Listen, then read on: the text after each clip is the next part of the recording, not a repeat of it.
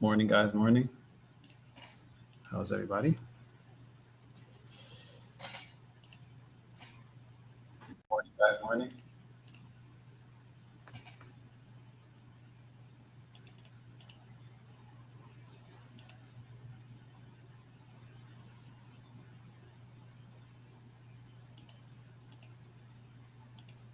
Uh, so, yeah, no, I want to do it like that. What's up, guys? Good morning. All right. Um, okay. So let's see here. So if you guys saw my signal for London, it was a GA buy. All right. And it basically, the entry was roughly around here. And it was a really, really clean 40, 50 pip move. Euro AUD was also a buy that I bought for there. And then there was the AU, but AU didn't really drop yet. Honestly, only considering that it probably didn't want to move for London. So I just kind of closed all my AU buys in profit, and we're resetting for New York now. So London was actually pretty good. I've actually have not lost a London session, guys, like in a very long time, which is a great thing for me. I feel good about it. I'm not bragging. I'm just documenting for my own personal documentation reasons. Have not really had a losing London session in a while. Um, so I do have my signals, guys. So for those of you guys who are not in the signals chat, make sure in the signals, if you have the course, if you're in lifetime course, then make sure you have access to the signals as well. All right, so that you can get those. I'm going to try to provide a better means of communication so you guys can get the signals faster and better off of Telegram, obviously. But just for now, we're going to stick with Telegram, right? But as the signals are getting cleaner, crisper, and extremely high accurate, I want you guys to be able to kind of get those signals in real time and it not be kind of mixed in with a lot of your other social media platforms or apps that you're using. Right. I kind of want you to have the ability to differentiate that. So I'm working on that in the background for you guys as well too. So you guys can kind of get, really good signals with ease throughout the week. All right. Because if I see like a really, really good setup, then, I do want you guys to really look at it and see if you like it yourself. But for me, I really liked EA and GA. And all right. And if you were in the signals, then you saw that. Okay. So that's just a quick recap on what happened with London, right? Um, GA was a really good buy. EA was a good buy. And, I did that and we're done for London. Now we're back to London, or I'm sorry, for New York. My bad, guys. I have not gotten any sleep. All right. I've traded New York to London to now New York again. All right. So, your boy's a little tired. And when I'm tired, things happen. The soundboard has to come out today. It's also FOMC. Where's FOMC or NFP? I don't know. It's one of those things. Let me see. Let's check out the news. Let's check out the news and let's see. Let's see what's here today. All right. So 8:15 we have slight dollar news. And okay. So let's look at that. So we have 8:15, 15 minutes or 10 minutes, we have dollar news. Then at 10 a.m., we have dollar news again. And then at 2 p.m., we have FOMC. Now, all right. So let me give you guys the game plan for FOMC days. Okay. When it's days like this, I typically try not to go too crazy on my regular New York session times. What I mean by that is like, you see how we're on the session now from 8 to maybe like 11? right? It's not really ideal to trade around these times because what's going to happen is 2 p.m. on FOMC, that's really when the market's going to move. So you're not really going to get these huge monumental moves before 2 o'clock because I just want you to think of it from a trading perspective, right? If I'm trying to move the market at 2 p.m., right, and I'm trying to move it 1,000 points, let's say, for instance, do you think I'm going to give you a 1,000 point move before that, or you think I'm going to wait for that move for the later part of the day, right?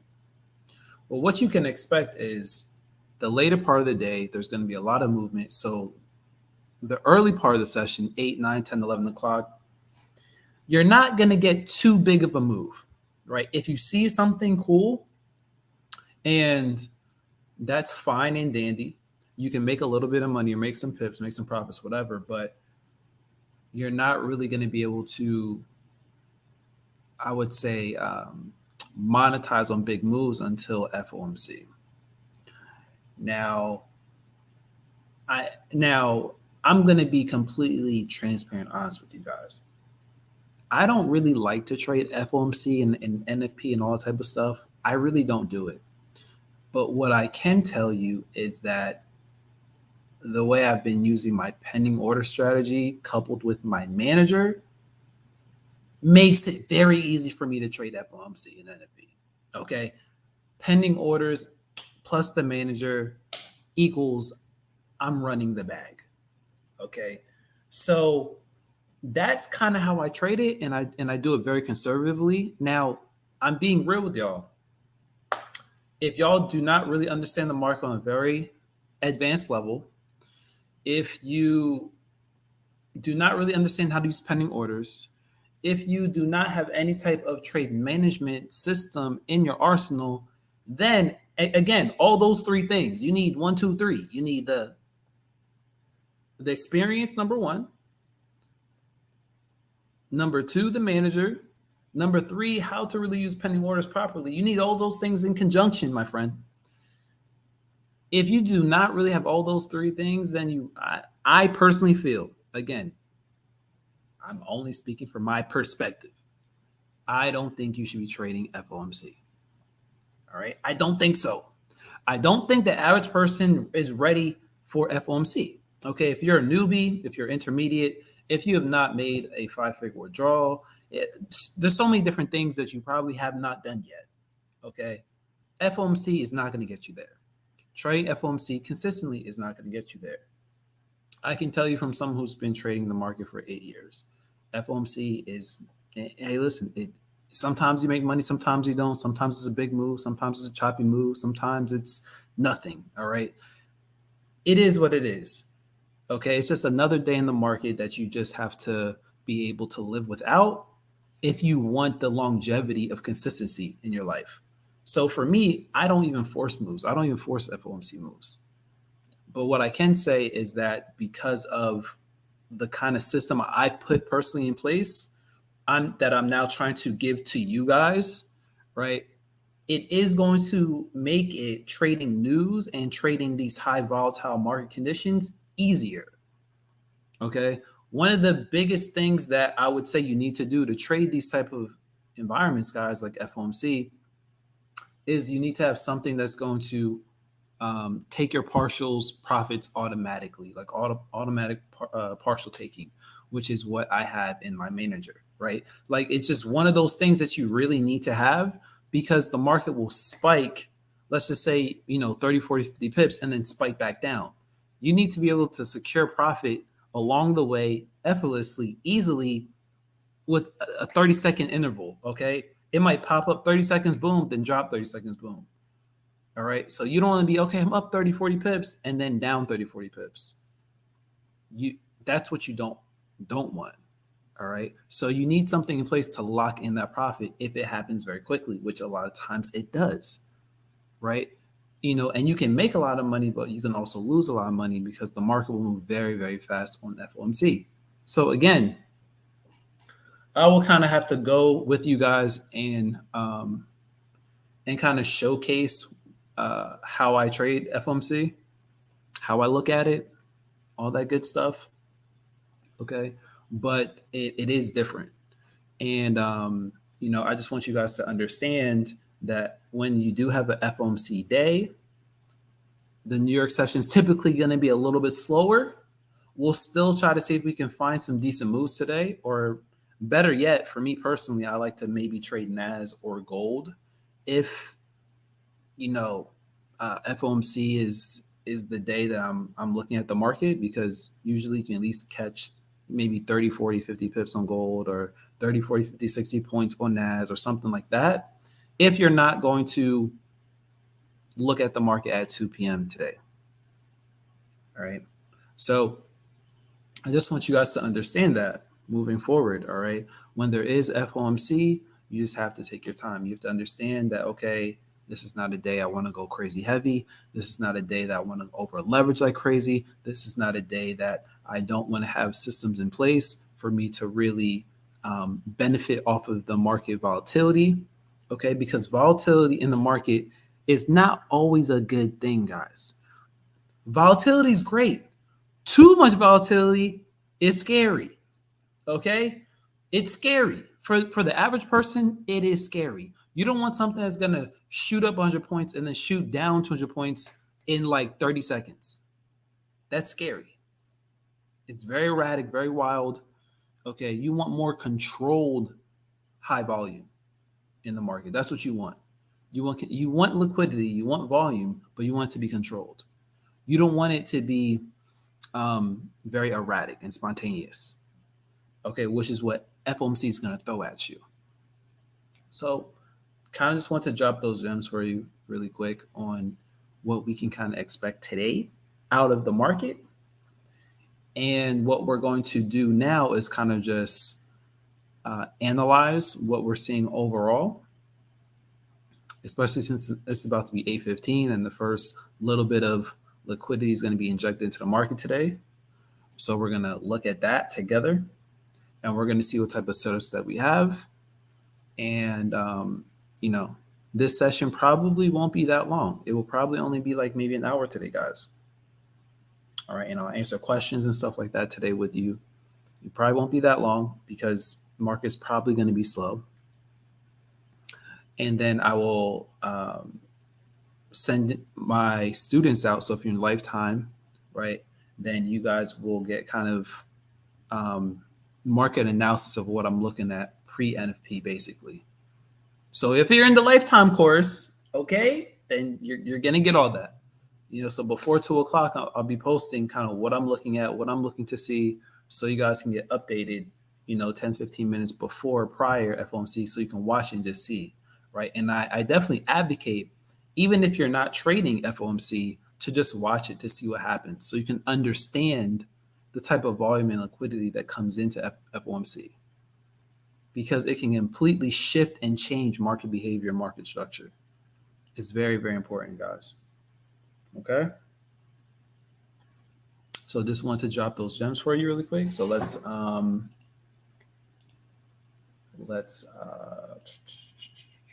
second. Let's go to the screens now. I'm gonna analyze some charts with you guys now.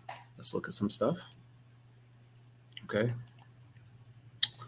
So let's look at the DXY. Let's look at the overall consensus of the DXY.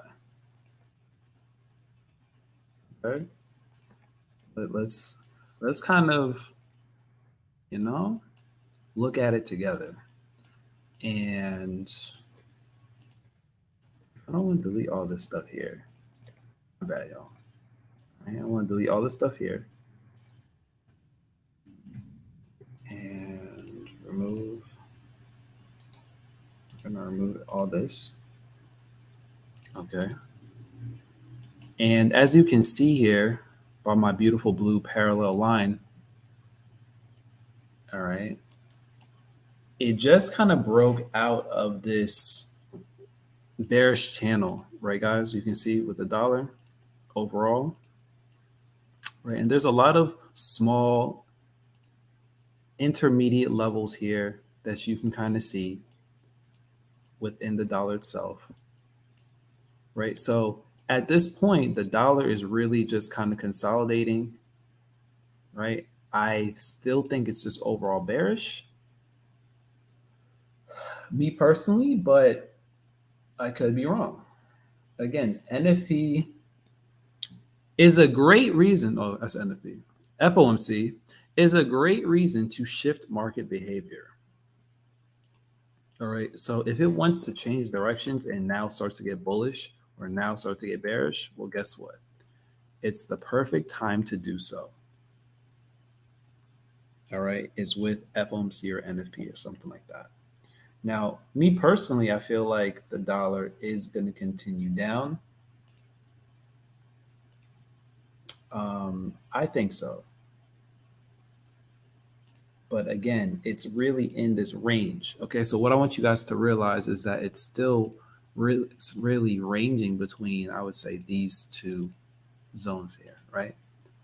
It's, kind of, there you go, going back and forth in between the areas. So to me, it's just very choppy, right? It's still ranging in between this level, in between these levels here. It hasn't really broken out, done anything spectacular. I'm not enthused by any means with the XY. So we just have to kind of wait here. All right, but I do think overall the sentiment is bearish. Let's go to like the 15-minute, 30-minute here. All right, and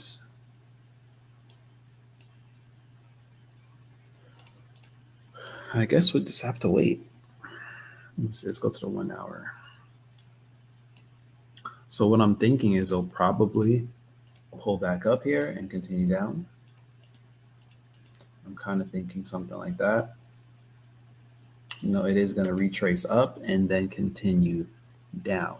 So the dollar is really in a not so cool place for us right at the moment, because it's made what I would call like an impulse wave right down. But I really want to wait for it to make a lower high and a lower low, really to continue this trend. So it's kind of made its first move down, and at this point we're still just waiting, right? So this is part of the patience game. And again, guys, I don't even know if this is going to be the best case scenario, because again, we have FOMC at 2. So the dollar might just really consolidate and trickle the whole day until 2 o'clock. So this isn't a session where you want to stay on the charts 2, 3, 4 hours from 8 to 10 or 8 to 11. It's really going to be no point. I promise you. It's not going to be that many pips or that many clean good moves until pre and FOMC. I keep saying NFP, but FOMC. Okay. So because the dollar, I'm anticipating the dollar to kind of just play around. What I would like to see is NAS though. Okay, that is what I would like to see. And we did sell NAS previously, and it worked out pretty nice on the NAS sell yesterday, right? So that worked out, but right, and that was this sell here. We sold it here. All right, so that wasn't bad. Now, what is it that we're gonna look for today though, however? That is the question. So for me, I would probably wait for NAS around 9:30 and see what's going to happen there. Now, it is overall on a bullish uptrend, as you guys can see here. All right, let's kind of just, we can kind of do the same thing here.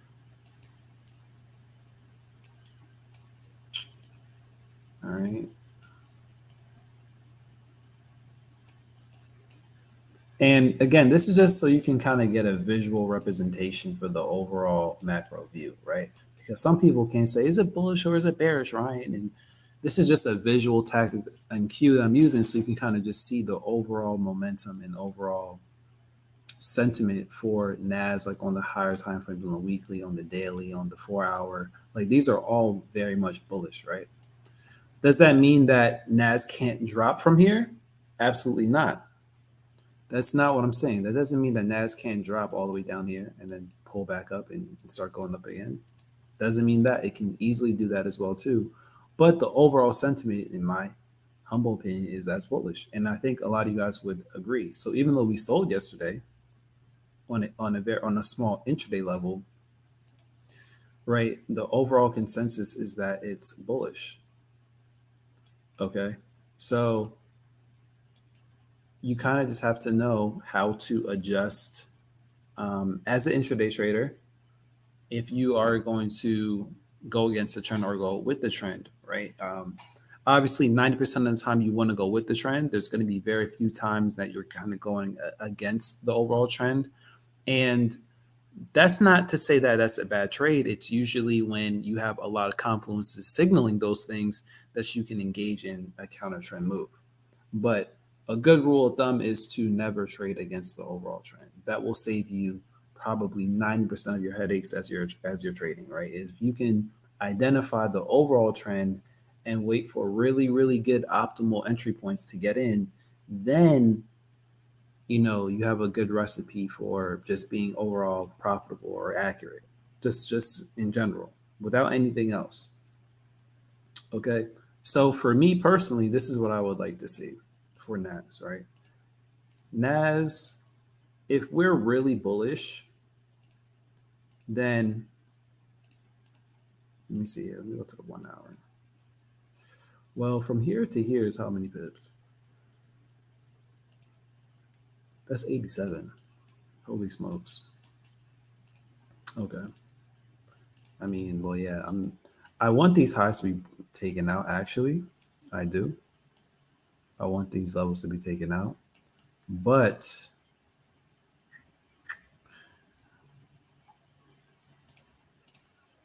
so I am thinking NAS is going to go up. That is what I'm thinking. Okay. If it maintains and holds the structure here to the left. You guys see that? Right? So you guys can kind of see we're over on the uptrend. Then we go to the 1 hour. It really depends how it holds this level. And I really won't be touching NAS until maybe 9:30, 9:45, 10 o'clock-ish. I'll kind of see what's going on by then. And then I'll also be looking at the dollar and seeing how it's just maintaining holding this level. Okay. So this is kind of my outlook for NAS for today. This is what I'm thinking, right? Is that it will go up maybe for like 80 points or so. It'll probably look like something like this here. But again, I'm not engaging in the trade yet because it's just not prime yet. It's not prime yet, right? And we do have FOMC at 2 o'clock. So there's just a lot of things that can kind of throw you off. And this is one of the reasons why your boy loves London session, let me tell you. Okay. Like, let me tell you here. I really forgot how good London session is to me. It's so good. It's almost criminal at this point. If I was on the eastern side of the world, I would live in London. Okay. I would live in like a London condo, high rise somewhere. Okay. Just overlooking all of the London people. And I would just wake up every morning and trade London. And I would say, good morning, beautiful people. I'm here to steal the bag from the markets every morning.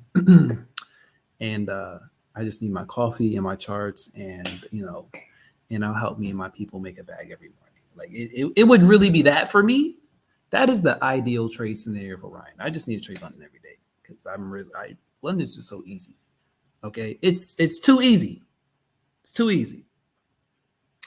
And if you're not in Elite Lifetime, then I definitely am letting you know to get in because there is a London strategy that I will drop. Now I have dropped it before. It's called my London pending order strategy.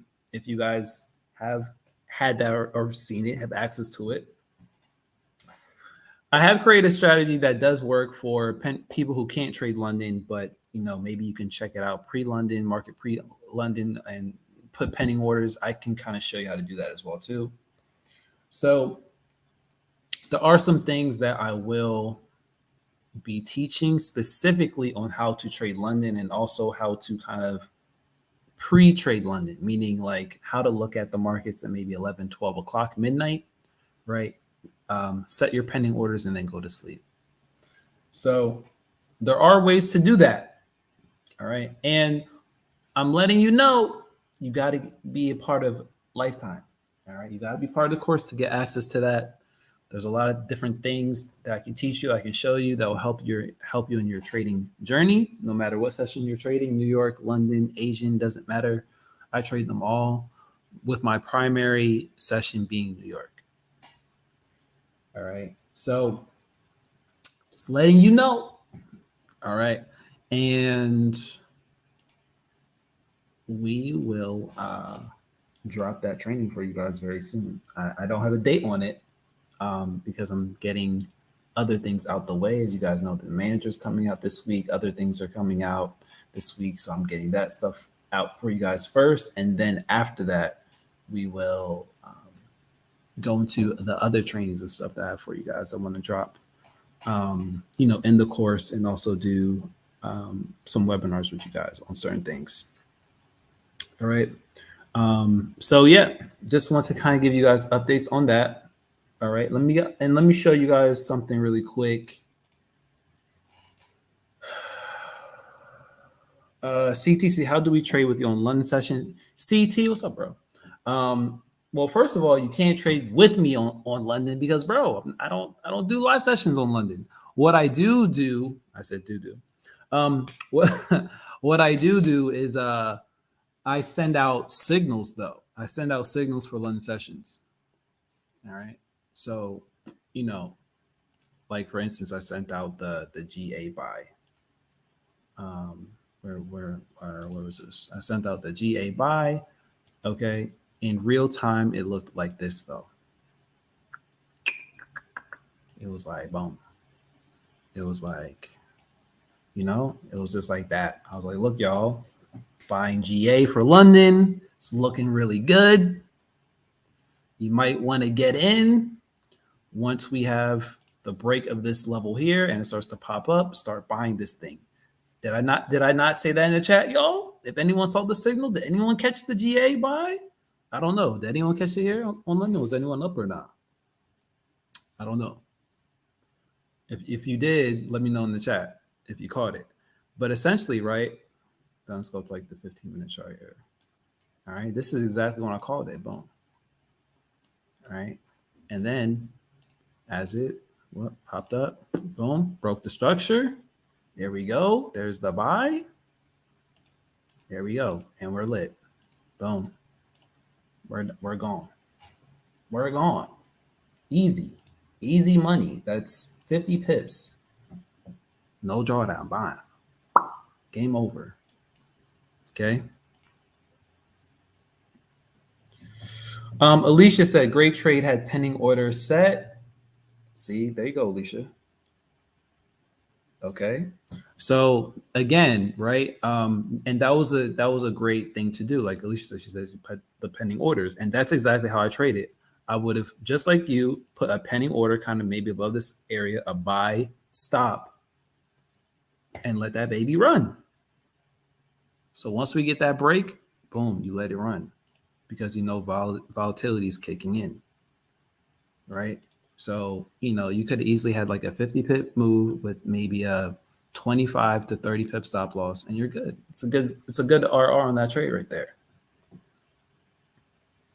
Okay. So I'm just saying, guys, if you want to trade London with me, I'm going to have to try to squeeze it in, but I'm just very busy right now. It's hard to squeeze in these live London sessions because I'm doing New York sessions with you guys pretty much every day. And on top of it, I'm trying to add in Asian sessions, even though I have not done Asian sessions this week with you guys yet. And honestly, I don't think there's going to be any good Asian sessions, which is kind of trash. So maybe I'll try to do a London this week because there isn't really any good Asian sessions this week. But anyway, just wanted to kind of show you guys that. And let me show you guys something else really quickly. Why I really like London as the best trade session. I'm gonna show you guys, right? So if we look at, and this is just something to know as a trader, okay? So we look at Monday, right? If you guys notice, we had news here 10 a.m. New York, all right? So then Tuesday, which was yesterday, right? We had slight USD news here. We had the slight NZD news. That was nothing. So I was gonna do Asian session yesterday, but there was really nothing for Asian. There was really no moves. There was really no moves. So nothing really happened for Asian. So it was a dud. So we didn't do a session, right? But if you notice, Asian session, there's really no. I'm sorry, not Asian. London session, there isn't really any news, right? Then you go to today, Wednesday, okay? Asian session or London session, not really any news. 2 a.m., 4 a.m. Like, okay, let's go to Thursday. Okay. Thursday again, 2 a.m., 3 a.m., 4 a.m. Not really any news. Every time there's not really any, like London doesn't need news because it has so much volume in it already. It doesn't need more juice. Okay. Because the most profitable sessions are usually going to be London sessions. I'm telling you. All right. So if you can get kind of good at London session, you're not really going to need anything else. Now, I kind of trade New York 80% of the time, London maybe 20% of the time. That's kind of just how I am. You know, I might throw in 5% Asian because sometimes I do trade Asian if and only if it looks really good. But the point I'm trying to make to you guys is that London usually will give you a more consistent flow of good positions to trade. And that is something that is incredibly undermined and underestimated. Okay. You don't have to deal with all the crazy FOMC, NFP, crazy news volatility. You kind of have all these variables and erratic crap being thrown at you in New York session all the time. So it makes it hard to be very, very successful and consistent all the time. Does that make sense? Now, I'm a veteran in the game, so I know how to maneuver and navigate under treacherous waters, okay? But for the average person, it's very hard to trade New York every day when you have news here, news there, different things going on, and it's so much to kind of combat all at once, and you're just trying to find a good trade. So for me, if you can, and this is just open advice to anyone here listening, if I had to choose between New York and London, I would choose London. If you could do it, if you could seriously actually be productive and still have a good life, work, wake up, have kids and be happy and all that, and not be a zombie in the day like how I am. Even though I've just been staying up all night trading London. I mean, that's just regular trader life for me. But I would recommend that. Okay, so that is why I recommend if you can stay up, or if you're someone who stays up maybe 11, 12, 1 o'clock, but maybe you don't like staying up 2, 3, 4 o'clock in the morning, then maybe, just maybe, you can learn how to do London pending order strategies. Okay, so you would look at the pending order setups for London and bank off that. Okay, maybe that's something you can possibly kind of test out to learn. So just kind of want to throw those ideas at you guys, right?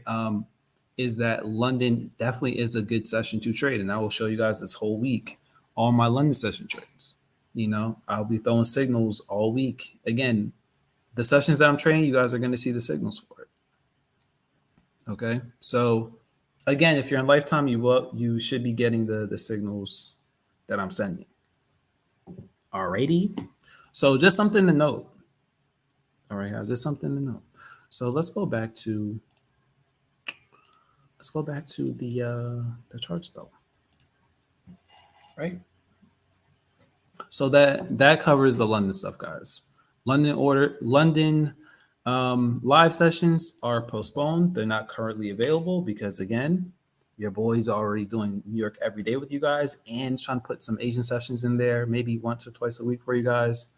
So that's a lot on me already. I will try at some point in the future, kick in some live London sessions. But for right now, it's just going to be London signals. Okay.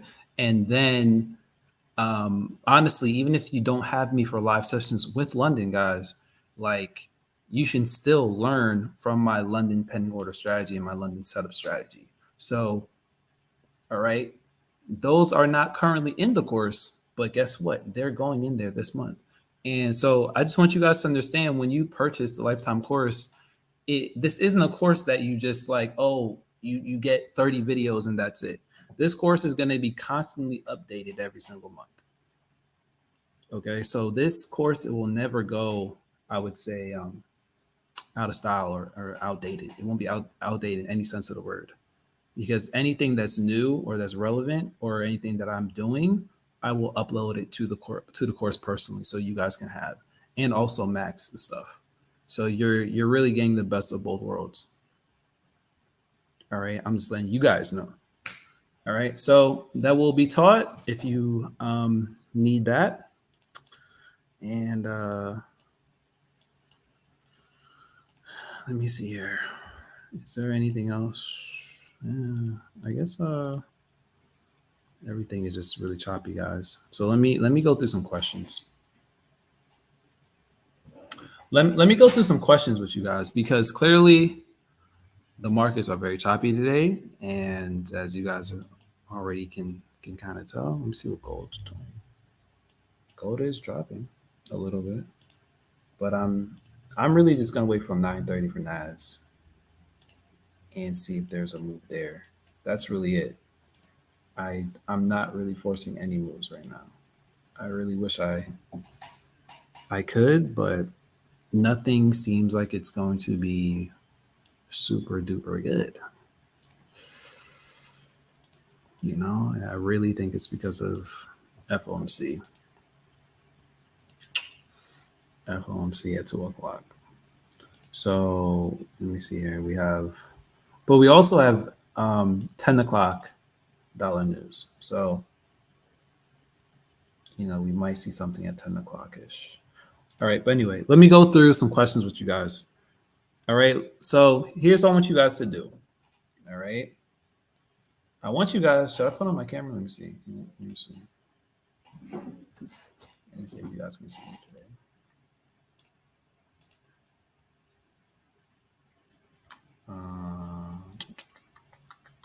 No, okay. Well, I'm too big. I don't want to do that. All right. So we'll do this today. I'll put on my video today.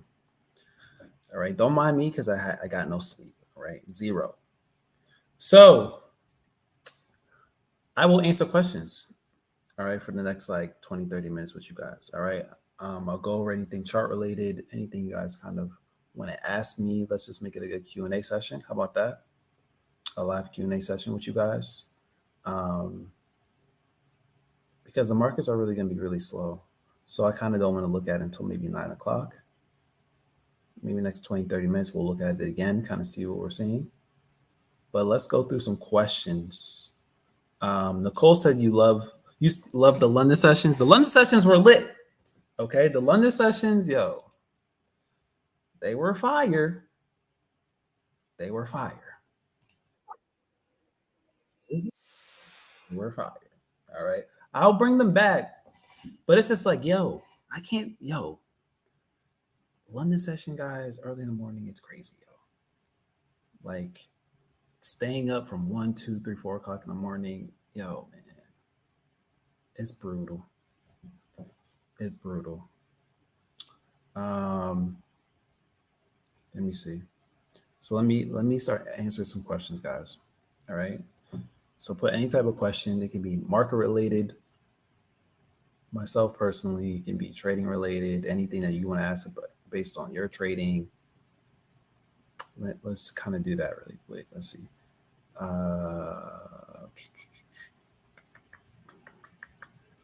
Oh, Paul said he caught the GU and AU. Okay, Paul.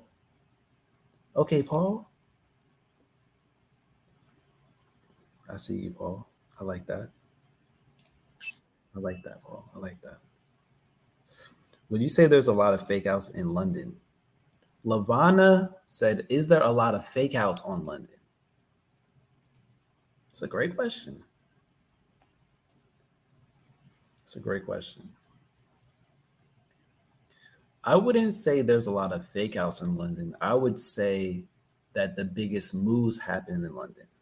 And based off of the pair that you're trading, if you have a fake out pair, like if you want to trade GJ, yeah, there's going to be fake outs every damn session. Have fun with that pair. Okay. But for me, yo, I'm not doing that.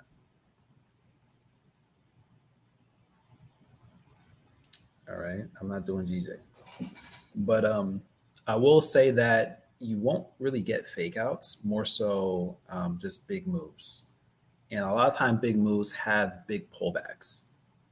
All right. So 60% of the volume and liquidity of the Forex market comes from London session. So you have to understand 60%. That's over half of the liquidity comes from London session.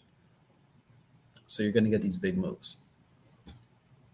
So, I mean, there are people that say London fake out, London breakout, all this other stuff. I mean, there's so many ways to coin what happens in London. And I wouldn't say it's the most fake outs. I think New York has way more fake outs than London, me personally. I think New York has the biggest amount of fake outs. That's me. So if you can trade New York, then you can trade London easy. That's the way I look at it. All right. Let me see here. All right. Then next question: how far did the GU trade go from your signal? Or it's not GU, Sheila. It's GA. GA. So during London session, I like there's a few pairs that I like right here. So you see London session. I like these 5 pairs. So these are my London session pairs. I have Euro GBP, GBP odd, Euro odd, NAS 100, and AUD JPY. These are my main go-to pairs. And when I trade London session, I will only trade one of the 5. And there's a specific reason why only one of these 5 will be traded. But I'm not gonna let you on the secrets unless you're in elite. Okay, unless you're in elite, then you will get all the nuggets and all the, you feel me, that extra stuff. All right, you know. But there is a reason why I only like these pairs and why I do really well with these pairs consistently. And so yeah, but GA was a trade, not GU. And so the buy was right here, and it went up for about 57 pips in profit. The overall TP was 80 pips, but I notified everyone at the 50 to 60 pip level to take all your profits out. I basically got out the trade around here. So I completely got out. 50, 55 pips, no drawdown. I was happy. I'm like, yep, it's done. And by that time, it was like 4 o'clock, 5 o'clock. So the market was starting to dry up at that point. Okay. Brown eyed mommy, what's up? Can you have a buy stop and sell stop set on the same chart? That's a great question. I'm pulling it up. Yes, you can. Yes, you can. You can have a buy stop and sell stop on the same chart and just wait for either or to activate. Um, I do use that sometimes as well too. So that is a good way to use your pending orders. I actually use a lot of buy stops and sell stops. Alicia, what's up, Alicia? So she said, I think I would feel more confident to set more pending orders for London session once I have the trade manager. Correct. Ding, ding, ding. We have a winner. Okay, because the manager, once it's activated, so once your pending order is activated, it'll have your automatic trailing, your pendings, or I'm sorry, your scale ins, your partial profits, your trailing. You'll have everything already pre-planned, preset, ready to go. So once you're in, you can be sleeping, make some money, wake up, money in the bank, and then you're like, okay, all right, time for work, or time to take the kids to school, or time to get some coffee, or time to listen to Ryan's light skin voice on New York session. Whatever you like to do.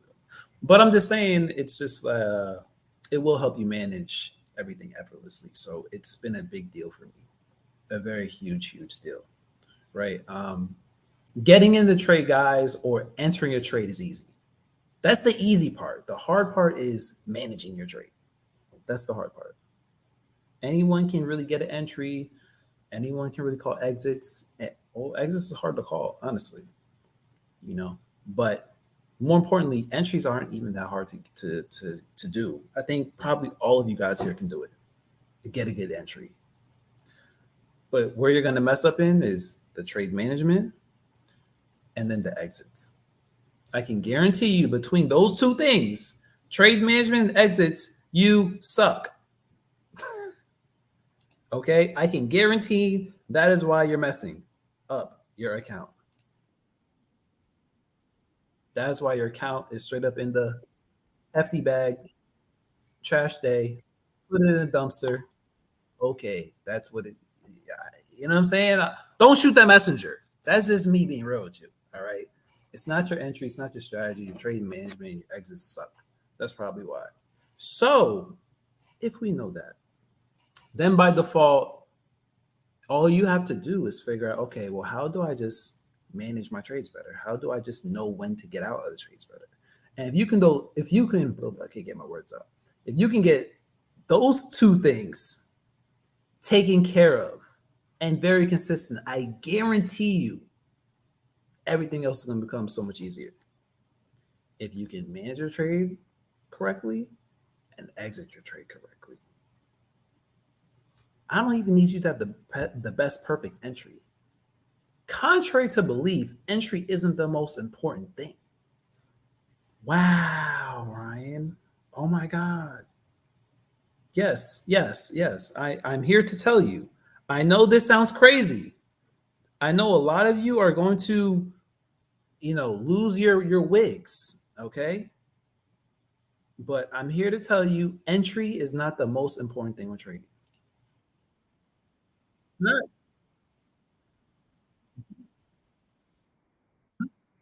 It's not. You don't need good entries. Whoever told you that is a liar. All right. Trump said fake news, and that's what it is. You don't need the perfect entry. You know. And I think a lot of people, including myself, for the majority of my trading career, thought that entries were everything. And they're not. Had to learn the hard way. Entries are not everything. I can have the best entry on earth. Doesn't matter if my management isn't right and my exits aren't right. Okay.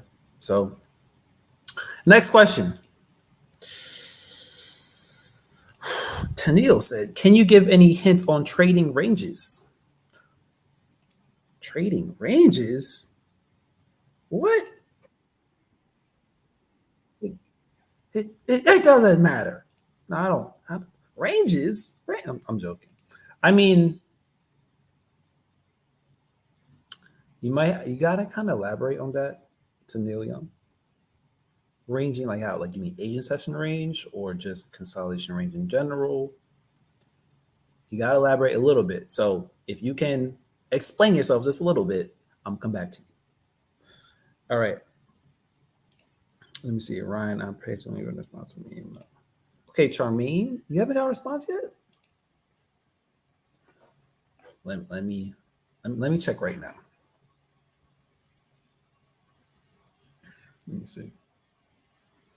Or message me your email, Charmaine. Message me your email. Can you email me or can you send that to me privately on here or no? I don't know. Let me see.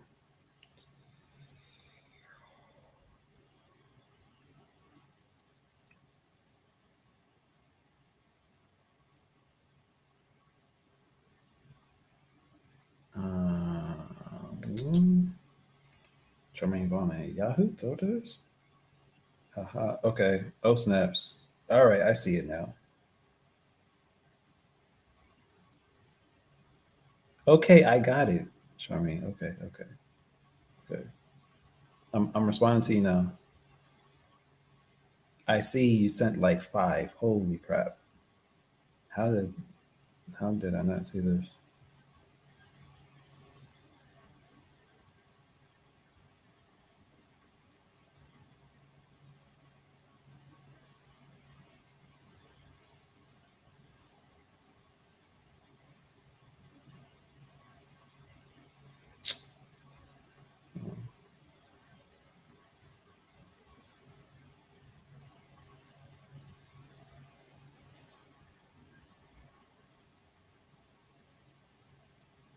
Okay, I just emailed you back. There you go. Boom, got it done. All right. So now you're in the system. I should be able to see your messages now. Um, Andrea, what's up, Dre? She said, "Can you say your pairs for London again?" Sure. My pairs are as follows. So you see right here to the right hand side, right here. I can't even draw how much I have. But you see London session right here, right? London session, the blue. You see the blue blues. Euro GBP, GBP AUD, Euro AUD, NAS 180 JPY. These are the five pairs that I personally look at for London. Again, they don't have to be your pairs, but if you want to base your trading or just as a base of your style off of myself and build upon it, I would say that you should probably, in my humble opinion, look at these three pairs: Euro GBP, GBP odd, and Euro odd as your main three pairs for London. I promise you, if you study those and you look at those every single London session, there's going to be a move, and number two, it's going to be a pretty easy move to predict for, even if it's just 30, 40, 50 points or pips. It's just like you can get an easy 20, 30, 40, 50 pips every day. Every London session, you can bank on London session moving. It's rare instances where there's a London session and the market just does not move. Okay.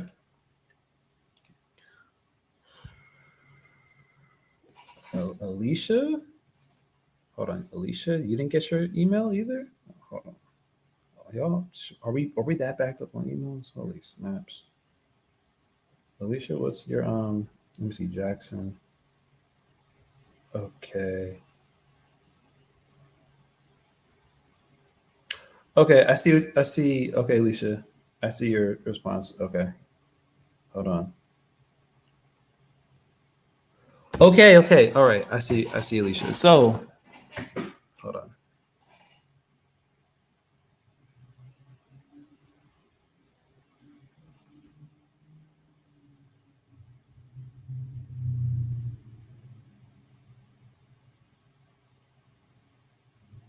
Okay. All right. So I did message you back, Alicia. Okay. Um, all right, guys. So when it comes to anyone who's in the VIP with the manager, email us, okay, so I can get you accommodated for that.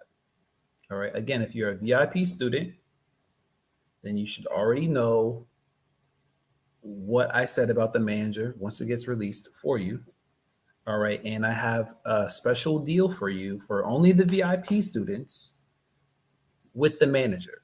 All right. So all you have to do is email us, thetradeauthority@gmail.com. And I will actually be sending out an email tonight. Well, not tonight, probably in the next 2-3 hours on how you're going to get it. Okay. So for all my VIP students, I did not forget about you. I got you. All right. All right. Cool. Um, could you say? Let me see. Okay, you're Sheila. Welcome. You just got into Elite.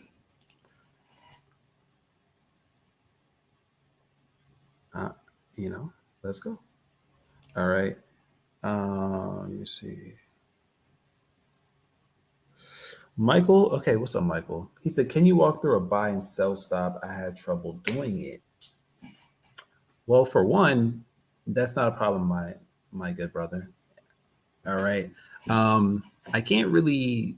I mean, I could do it, but what I will say is that for buy stops and sell stops, they're just pending orders, and they're really kind of they're. I mean, they're not super basic functions of MT4 or trading in forex. They're not super basic. I would say they're kind of more intermediate to advanced level type stuff. So if you don't know, that's don't feel bad or anything. Or, but it isn't too hard to do. I do. I'm trying to figure out how to even do this, but how to even show you how to do it. Because for me personally, I do it off my manager. So get I'm just saying, your boy. I try to just do everything automatically, so I don't have to do all that manual stuff. And like that's the big thing with trading, guys. If you can kind of just anything that you want to do, basically automate, so you're not really thinking about it. Like just think, like if you have to think about it, you're probably doing too much. So if you have to think about, okay, how do I take partials? Okay, I gotta think about okay, how I do pendings, and you gotta like take your time and figure it out. Or if it's taking too long to do, and you can't just do it like boom, boom, boom, boom, boom, boom. That's costing you time, energy, and money. So again, trade manager, www.thetradeauthority.com. Get the manager. All right. It's releasing later this week. By the end of the week, it'll be released for you guys. So I'm just saying. All right.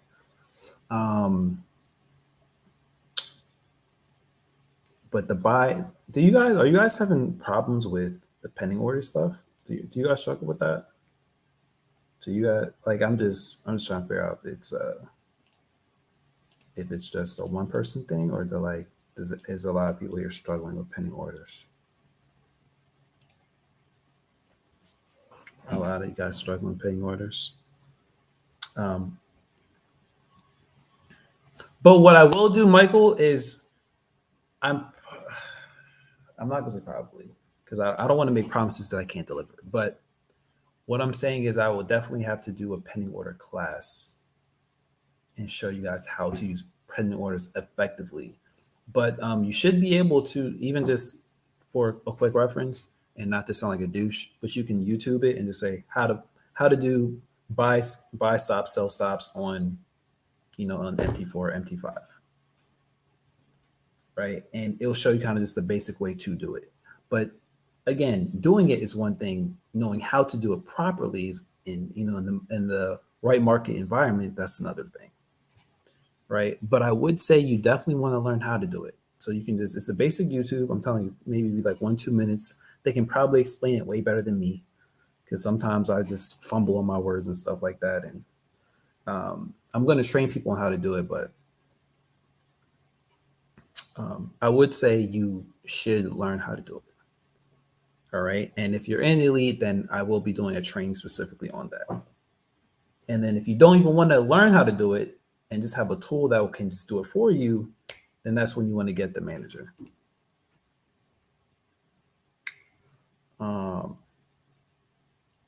Okay, so Tennille said the Asian session ranges first. Let me see. Asian session ranges first and ranges in general. So both. Okay, cool. All right, I'll go over this really quick with you guys. All right. So let's go over just ranges really quickly. So for instance, let's go over, okay, we can go over the trade I called out legit for London session, okay? Which this is a good example here of just a range in general. All right, this was not an Asian session range. This was just a range, okay? And so if I had to, what I want you guys to do, right, is if you guys had to draw the range of this pair right here of GA, and this is on, let's go like maybe to the 15-minute, okay? How would you draw your range, right? There's multiple ways to draw this range on GA, okay, on the 15-minute chart. There's multiple ways to draw it, okay? You can draw it like this here, right? You can draw basically this here. You can combine them both together, and that's fine too, right? But basically, we have here a range, right? And a ranging market is when the market is just bouncing from zone to zone, hitting two levels repetitively, right? In a small time frame, or it can be a big time frame, but usually in a small time frame, right? It's hitting it very quickly. It's just very tight, right? It's a condensed area in the market. So for me personally, I like to, right, let it break out of the range and then I continue to trade. So I don't like to buy. So some traders are different. Some traders will say, "Oh no, I love ranges. I love buying in here and here and here, and I want to buy here before it goes up." And I've tried that too, and I've made a lot of money with that too. That works great too. But then what happens if the market drops down and then goes up? Then what? Right? Then what? Then you were just buying prematurely. But if it want to drop a little bit more, then go up, and now you're in a heap of drawdown, right? Or what if it want to drop? Well, if you just would have waited for the break, you could have, okay, boom, sold it here and then let it continue down. So to me, as a trader, I don't need to be right. I just need to follow the money. I don't care whether it goes up, whether it goes down. I just need to know where it goes. Right. And so the way I trade ranges in general, right, it is when I will measure the range for that session. In this case, it was London session. It was slowly ranging upward, like a rising wedge pattern. And once it broke that structure, you would buy, right? So a good way to look at this is pre-session. Look at what happened before that. So this was, again, kind of like 1 o'clock, 1:30ish. It was ranging all Asian. Finally, boom, pulled back a little bit, then broke out that range, then went up. Okay. So for me, that's how this is a quick breakdown how I like to trade ranges. Okay. Now, this was GA. Another day we bought GA, like just, I don't know, a couple of days before, prior last week, right? This buy, look how good this buy was. This was another London session buy. Okay.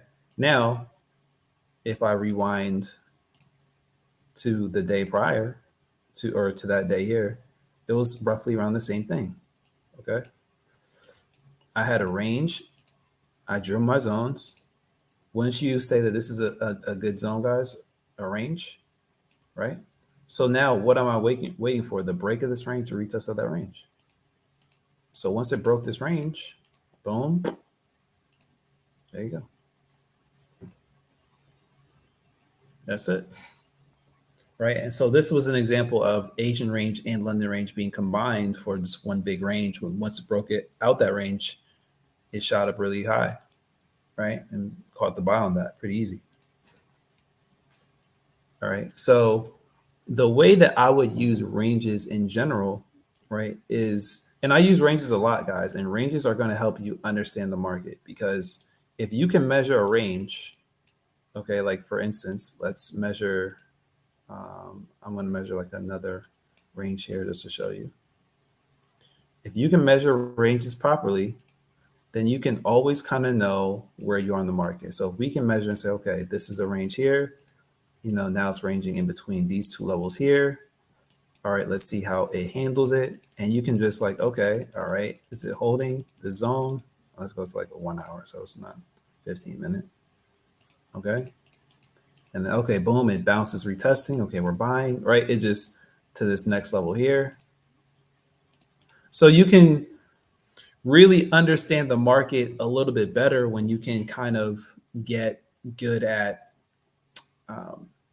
seeing a range in the market. Okay. So identifying ranges are very important, and it will help you see volatility and liquidity a whole lot better. Okay.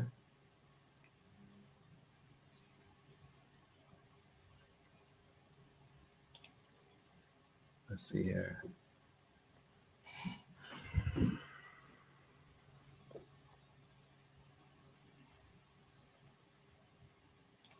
Street gossip. I agree. I mean, everything's manipulated, bro.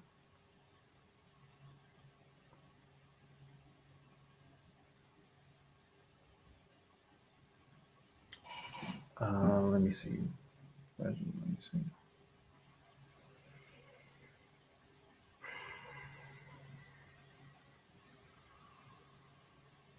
Okay, trade manager.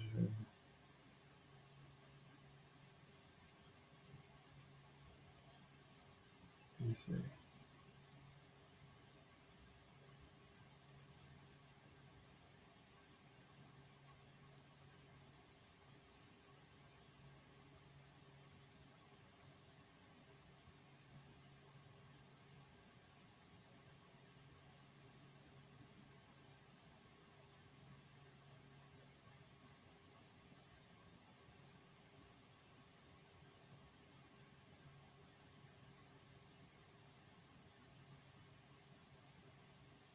All right, I responded, Reginald. Okay. Pam said, "Did you go over UJ yet?" We can go over UJ. Let's go over UJ, y'all. What's UJ doing? UJ. Let's go look at it real quick. Hold on. First of all,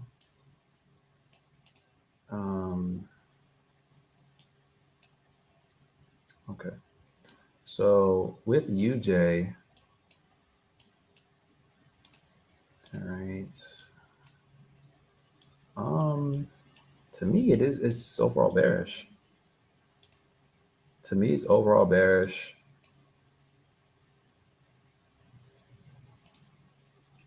I would like to see, like, on the higher time frame, like see on the 4 hour here, I would like to see you were selling it yesterday, or could have sold it yesterday, right? It did start to break the structure really hard here. But what I'm seeing is like an overall huge UJ move, like on the 4 hour higher time frames, like basically like this here. Right. I'm kind of expecting it to possibly hold this area here. So I'm thinking that it's going to pop up. I'm thinking UJ is going to pop up and then drop. So I'm overall bearish on UJ, but I do think it could possibly shoot up, maybe even 50 to 100 pips, honestly. It has potential to shoot up from here. It's been dropping very hard, so it is due for a retracement. So at this point with UJ, it's very tricky, okay? Because we're overall in a downtrend. So could you sell it? For sure, right?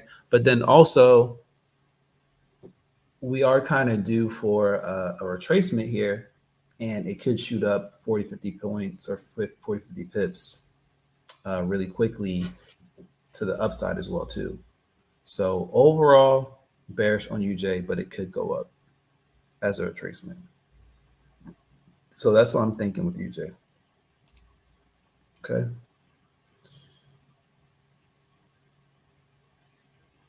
Okay, Michael said when I put the numbers on MP4, would not let me place the order.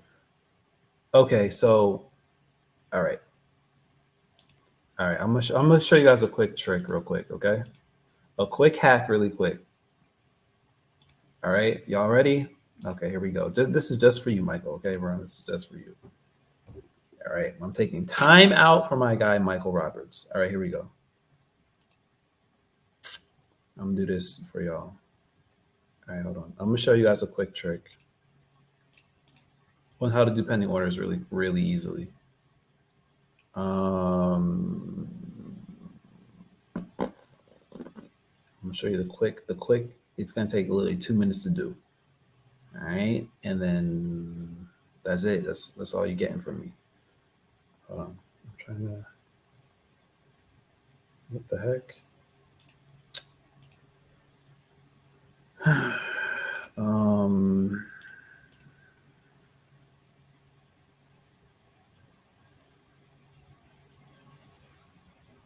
hmm.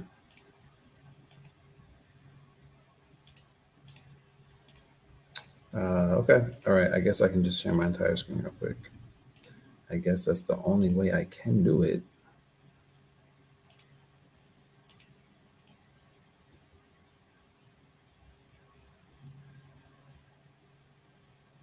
Because, all right, let me show you guys.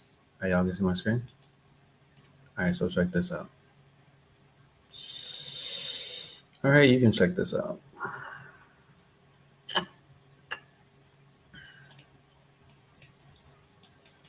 All right. So let's just say we're on AJ.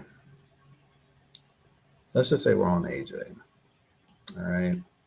And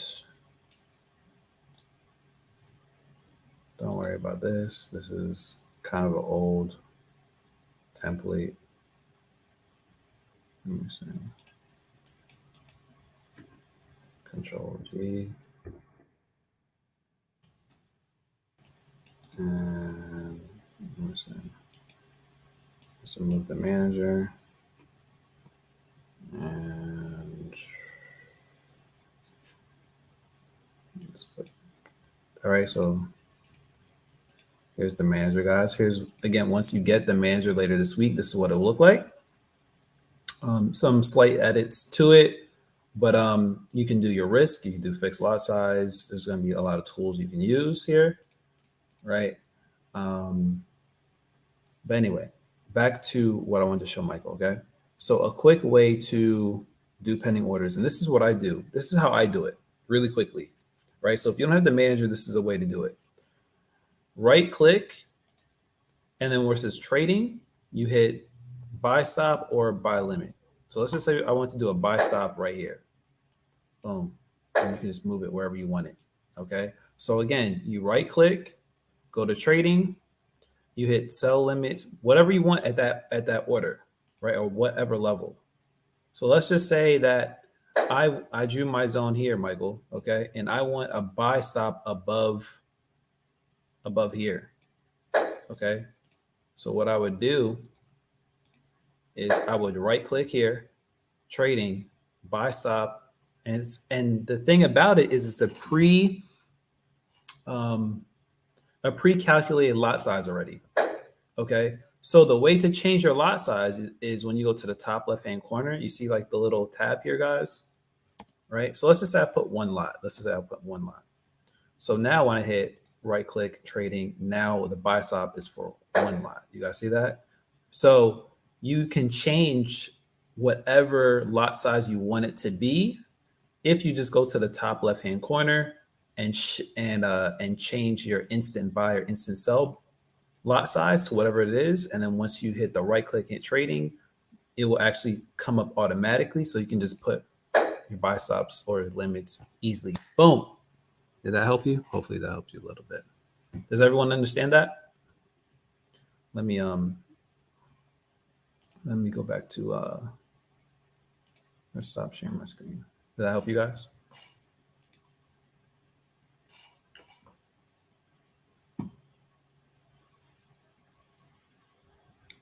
That help you out, Michael? You got to do it from the terminal, man. Don't do it from your phone. You can do it from your phone.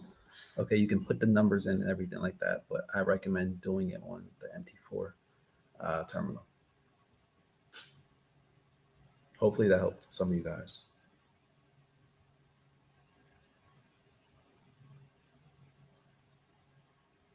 All right. Yeah, we're gonna look at NAS, guys. Don't worry. I was gonna hop off, but I'm just gonna stay on since we're already here. Okay, so that's what we're gonna do. So let me see any other stuff because it's almost 9:30. So we'll look at NAS and see what NAS is gonna do.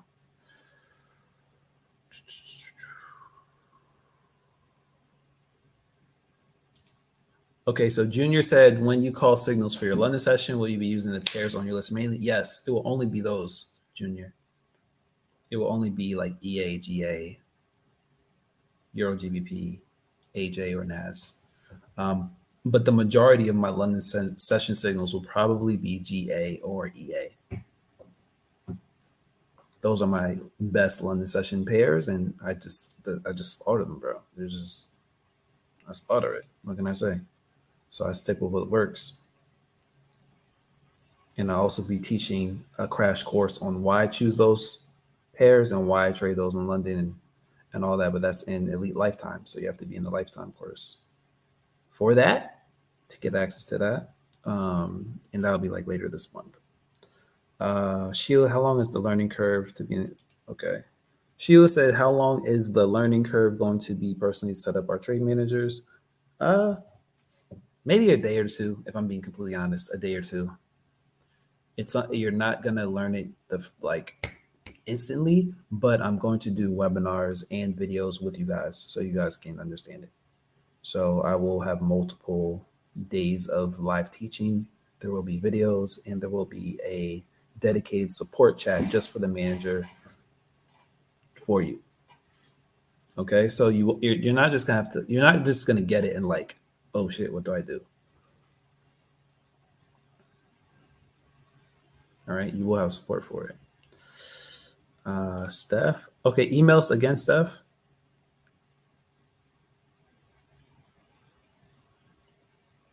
Um, Let me see. Pam said, are we looking for the retest of the zone? I'm assuming that that was off the range stuff, Pam. And yes, you're correct. It'll be the retest off of those zones. All right.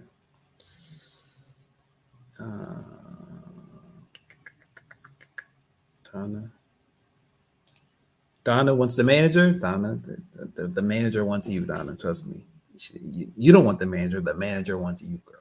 All right. That's how bad it wants to help everybody.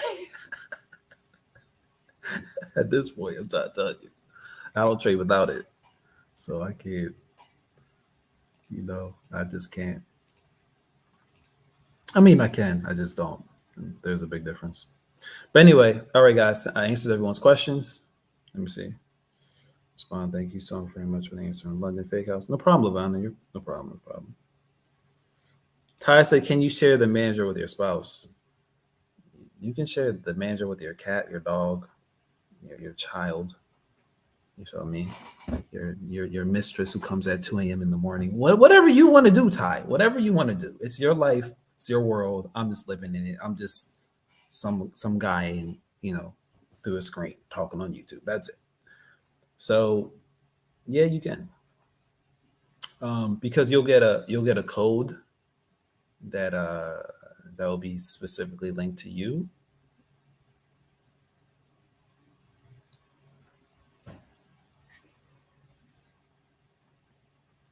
All right. So let's get back to the charts, guys. All right. I answered some questions. Appreciate all the love.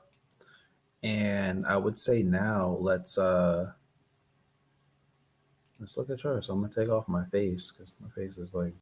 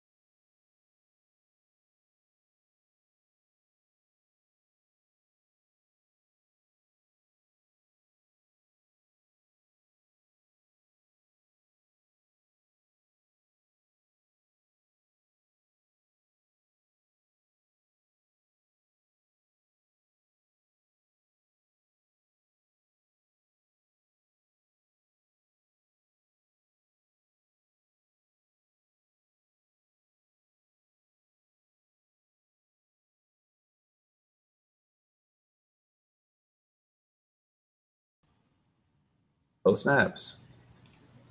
Wait, y'all, can y'all hear me now? Y'all were not able to hear me the whole time? Yo,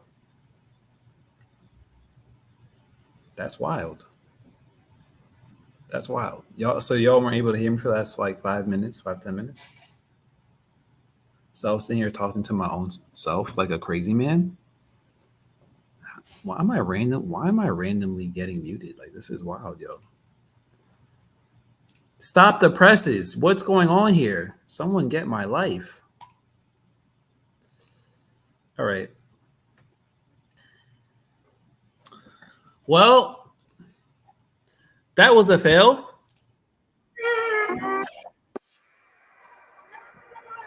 It's okay. It's all right. I'm fine. It's all right. You know, I was just talking to myself like a crazy person for 10 minutes. You know, I'm all right. I'm all right. But anyway, so 9:30 is about to happen, guys. So we're just gonna wait for the Nas Open, New York stock market open. You guys already know. We're gonna see what happens. Okay. Um, and then we're gonna see here. Even the dollar is ranging here. Like this is a range for the dollar. So even for me, I'm gonna put alerts at this level there.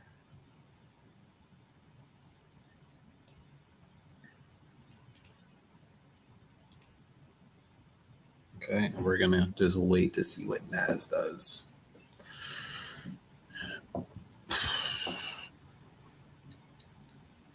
We will wait to see what Nas does. All right, let's.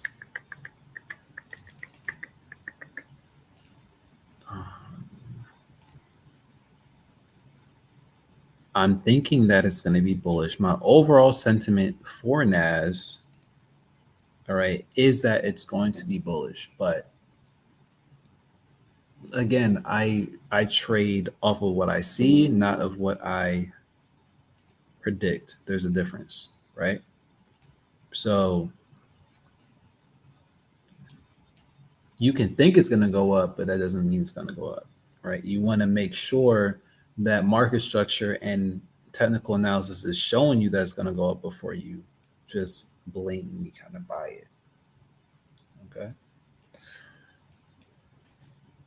So we're just going to sit here and wait.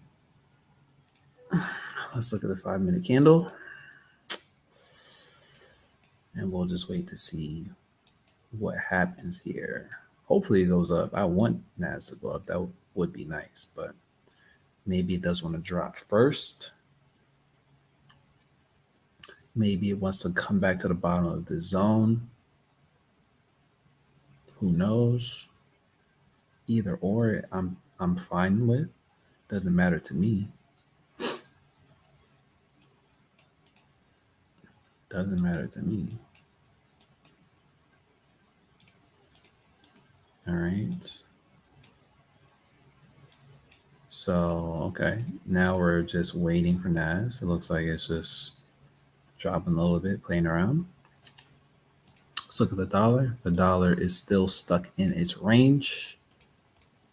Has not really moved.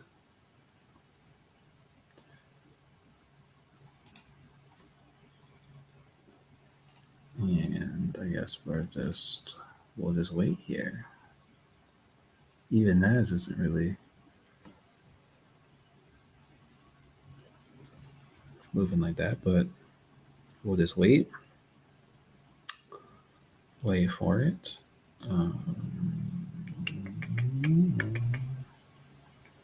Because I think NAS is going to drop and then go up. If I had to kind of think what would happen, I think NAS is going to drop and then go up. All right, so it is starting to break. So this is kind of what I'm thinking here.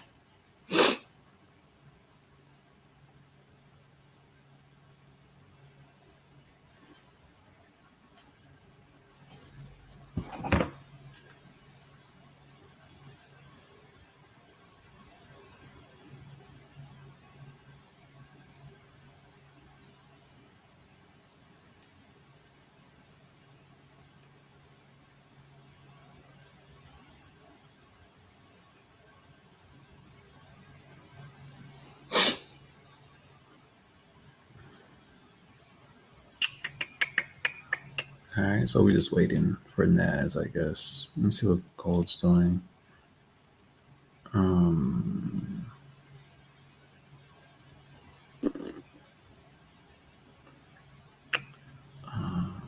Let me see here.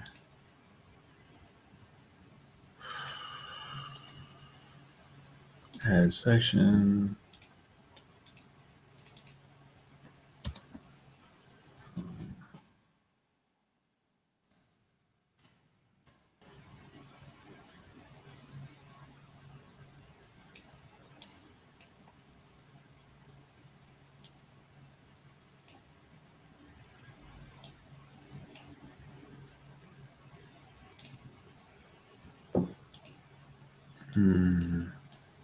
Yeah, I do think gold is also. I would think gold would be a good buy as well too, actually. So this could be, again, it's not. I'm not going to say it's a perfect entry now, but what I'm saying is the way gold is looking, it's looking like it wants to go up. All right, because essentially it's just been ranging, dropped down, spiked very quickly, took a lot of people out. The overall sentiment for gold is bullish. So I'm thinking this is how it should go here moving forward. Right. So I definitely really wanted to kind of break these upper levels here for gold before even really looking for an entry. But it is looking like to me that it is setting up pretty nice. So this could be very much a potential gold buy today, guys. So I'm just again throwing out potential plays, and it would look something like this on the 1 hour, probably to like the next level up here. So it probably look like something like this, right? If I were to kind of look at this trade setup, and this is like it's like 170 pip TP with like I don't know, I guess it would be like a 60, 70 pip stop loss once or if I get in that trade, essentially. So this has potential. Now, gold isn't really my main pair, and I don't really trade gold like that, but I'm just showing you guys what I kind of see with gold is if it really holds this range, starts to break out the range off the top level here, okay, which is what we want. It will essentially go like this here, and it will look really good, right? Especially if the dollar is maintaining its bearishness, then okay, then we really have, I believe, confirmation for that. So that's possible today. That's possible. So you see how we kind of have to like really sit here and like figure out trades. Let's look at UJ. Can we sell UJ? I'm trying to say if we can sell UJ here. Because the way UJ is looking, it's looking pretty smooth. Let's see. UJ might be a smooth selly. Smooth sell there. Let me see here. The JPYs, how the JPY is looking there. Well, they're bearish. Okay, cool. So there's definitely that. The dollar is definitely bearish. So there's definitely that. Um, mm, I'm kind of like, hey, do we get in it or not? Let me see. UJ definitely looks like a sell off. Let me see here. So this would look like short.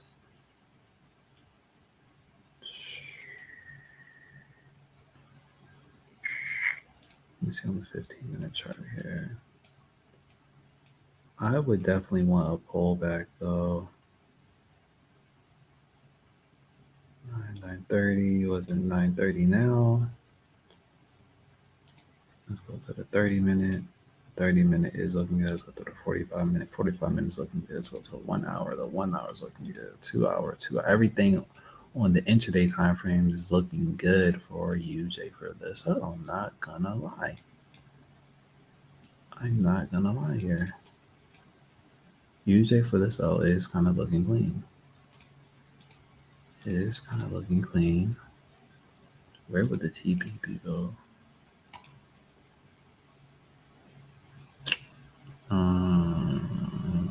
It would probably be back at this level up here. Interesting. So again, so UJ for the sell is looking very possible, guys. Me personally, I want kind of UJ to pull up first a little bit more, but I do think we are on the way down. Me personally, I just want to wait for a harder pullback. But UJ does have potential. So if I had to say what's one of the best pairs to trade today, I would say UJ has potential to be a good sell-off today. It has potential. So I'm not in any trades as of yet, guys, right? I'm just kind of showing you possibilities, setups here. Okay, NAS pop back down, and then we're gonna see if this thing gets bullish. Like, come on, bro. Like, what are we doing? Like, it's time to pop up now, NAS. Like, yo. All right, so all of these things do have potential. Let me see here. NAS for the possible buy. We'll see. We'll see as things are setting up here. But okay, so NAS is possibly setting up. UJ again.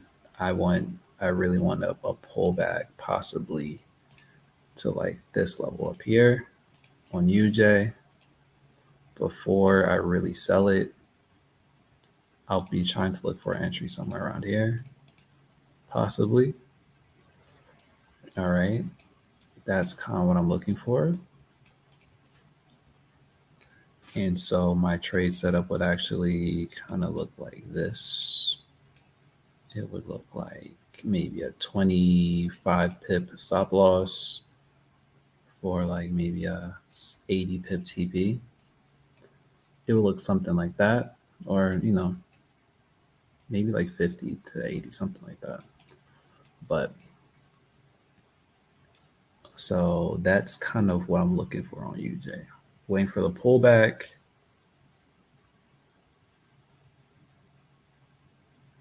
The rejection and possibly the sell-off. So that has potential, guys. All right.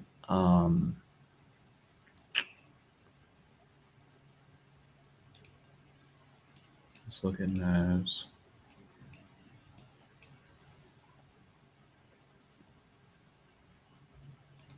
It's still playing around. NAS is still playing around. Okay, so NAS isn't ready yet, guys.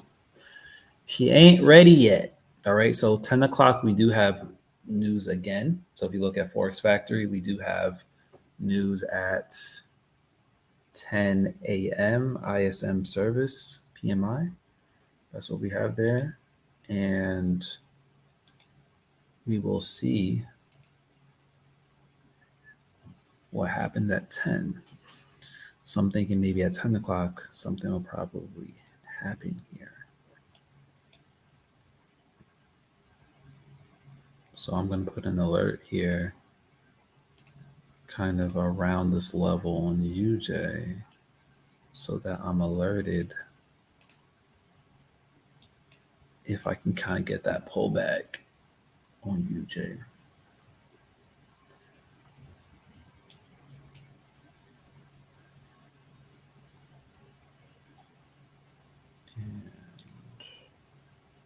And then also I will put an alert actually beneath this level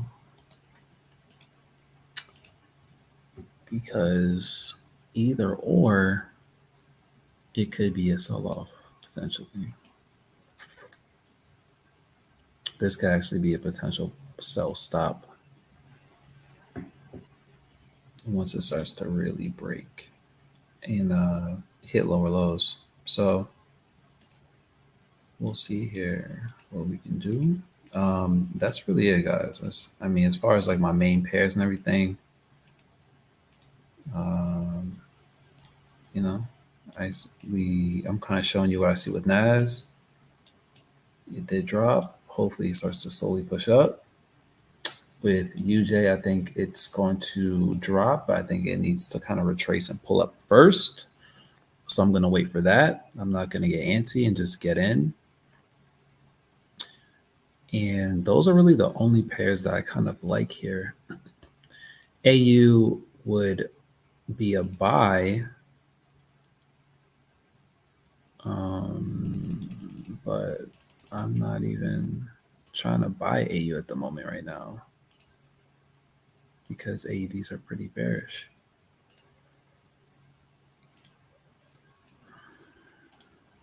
So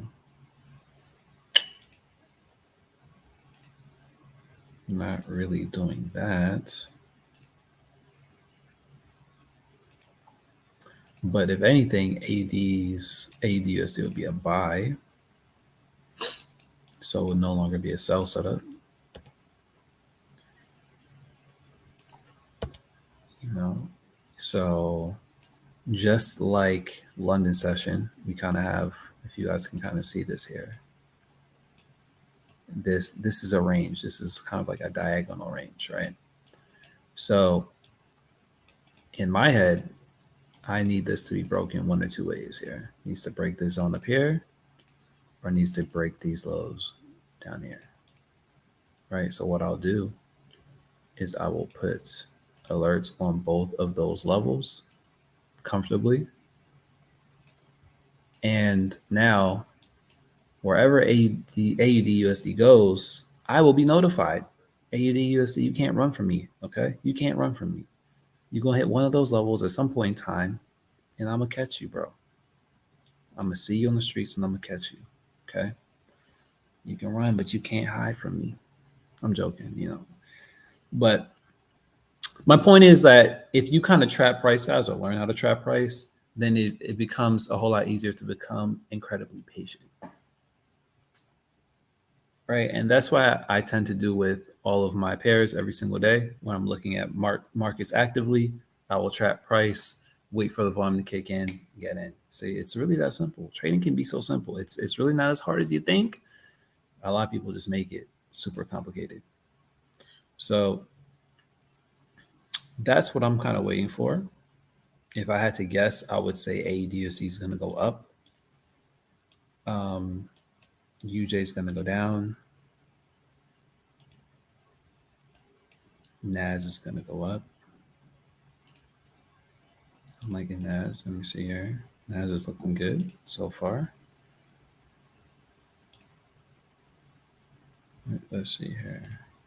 I'm thinking we can actually buy NAS. I'm thinking we can. 945. I'm thinking it's looking pretty clean now. Maybe for like 30, 40 points.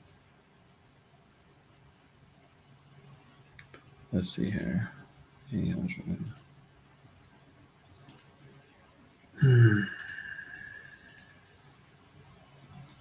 Let's see here.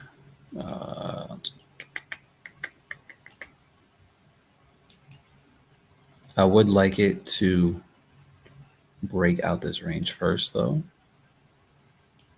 All right, guys, this range, but it did drop the way I wanted it to do. So let's go to like the 1 hour, right? Or the 15 to make it look better. So it did drop.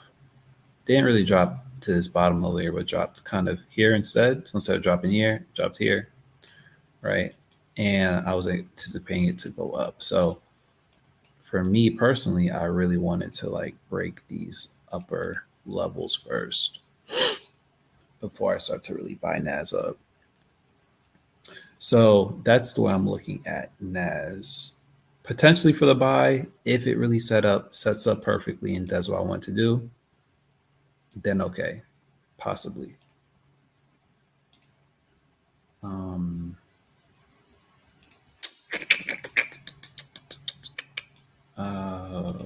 What else? What else? What else? What else? All right. Anything else, guys? Let me see. I mean, I pretty much went through everything that I see for the day. I'm gonna hop off of here in a little bit.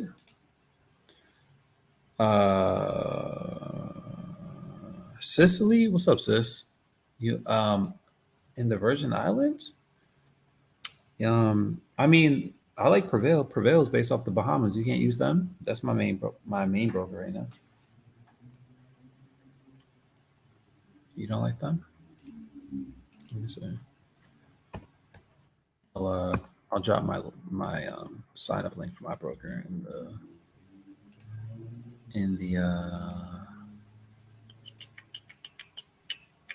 the link or in the chat. Let me see here. Portal.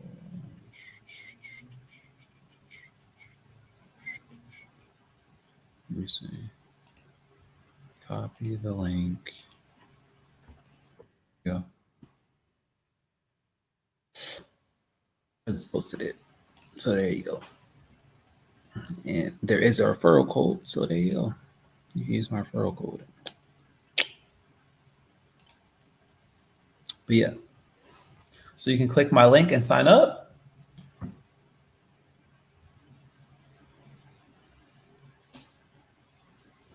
Okay. But that's my main broker that I like to use, and they're based in the Bahamas. Lakeisha, yeah, there is news at 10, so I'll probably stick around for maybe 5 minutes after 10, and then I'll have to hop off of here. Okay. So I will kind of rock out with you guys for a little bit.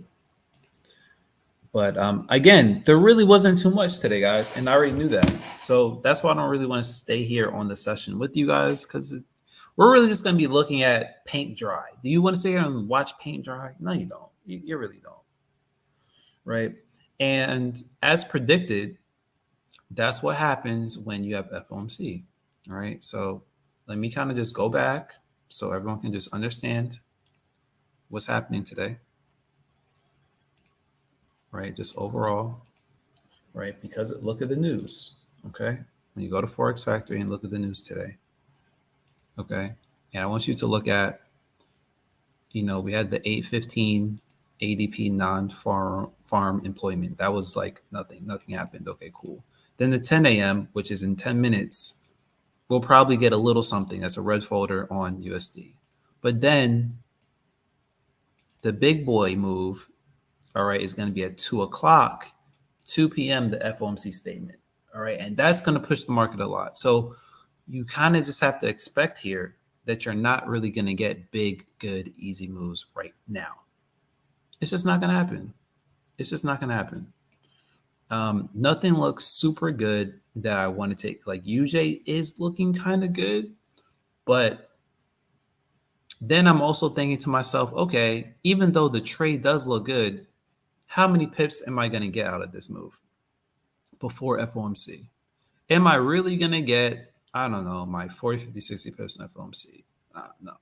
Probably what's going to happen for FOMC is it's going to shoot up, take people out, and then drop. And I would rather wait for that to happen and then I get in than like I'm getting in pre-FOMC.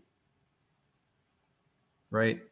Why would I want to leave myself susceptible to get stop hunted or taken out when I can just wait for that to happen and then I just ride the wave down? Sounds a whole lot easier, don't you think? Sounds easier to me. Okay. So that's why I'm not in a hurry to get in any trades right now.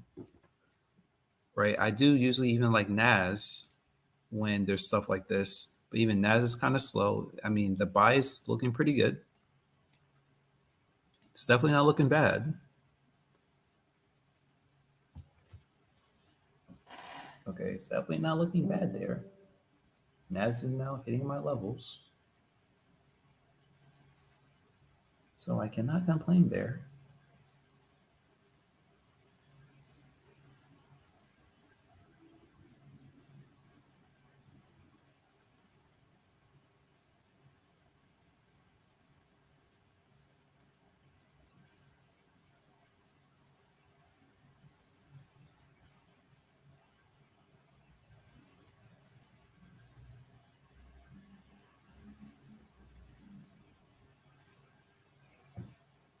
Okay. So, but that's really about it. That's really about it, guys. All right. So we'll just kind of wait for 10 o'clock here.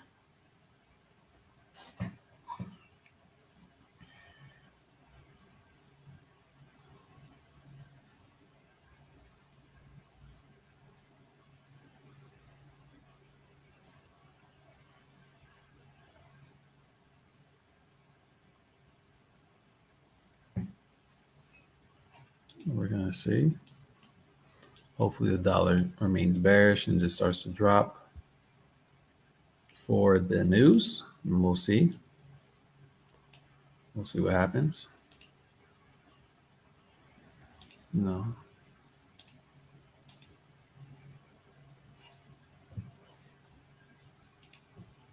I do like NAS for the buy.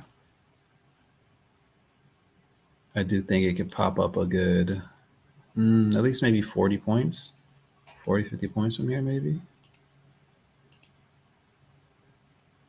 So I do think it's, again, you just can't be, I would say super aggressive. You just can't be super aggressive here.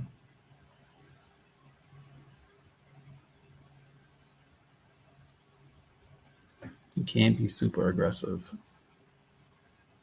But, I do like it. That's why it's looking pretty decent. So basically, it's breaking the structure.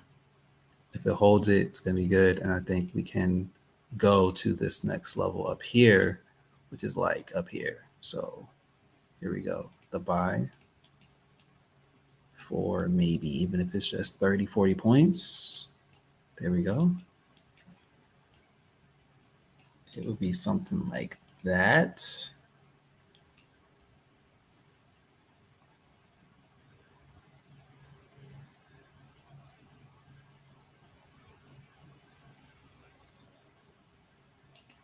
This would kind of be the setup here.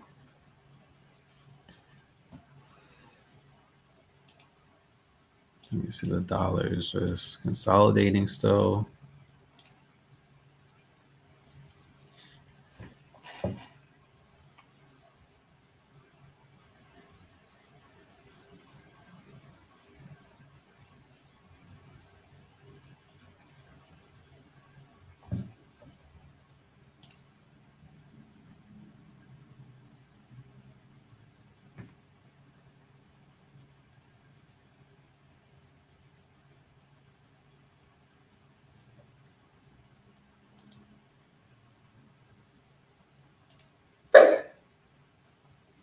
Okay.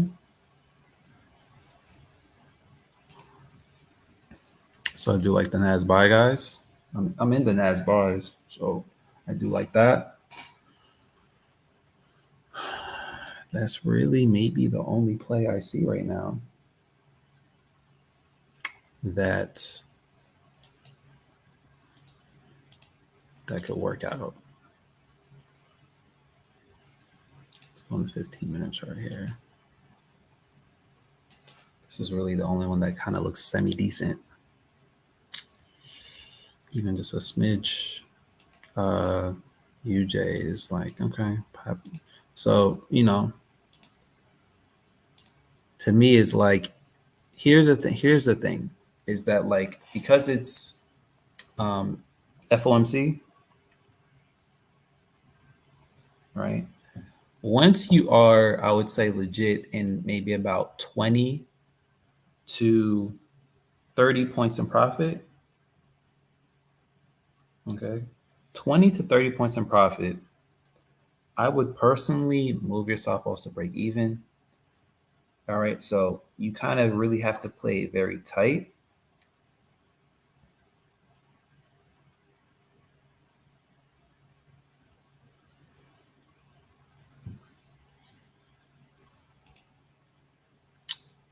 And let me share my screen. Hold on.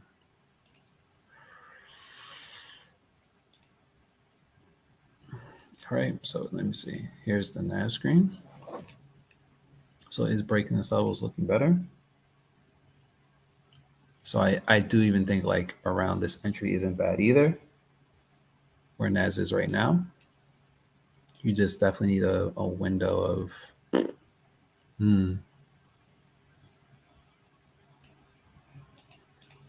me see. I guess like 40 points, at least 40 points, maybe as a stop loss, at least just to give yourself a nice little buffer. Okay.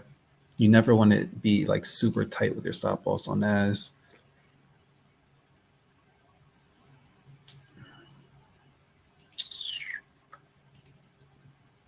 Can't see my chart? Wait. Can you see? Can you see it now? Can you guys see my chart now?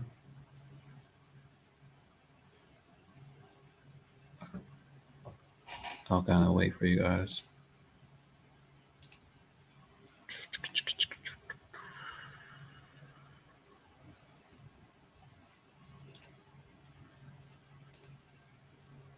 Okay, you guys can see my chart? Okay.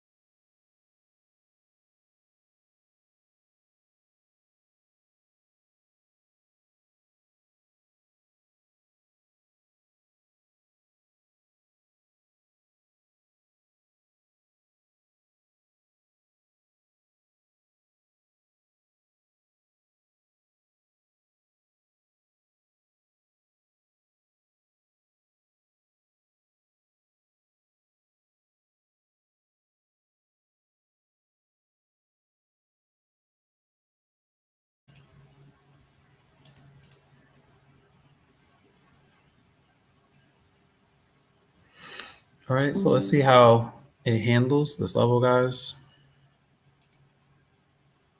All right. Let's see how it's handling. Let's look at UJ. UJ's pulling up as well too. It's being weird, funky. NAS is kind of popping up. Let's see.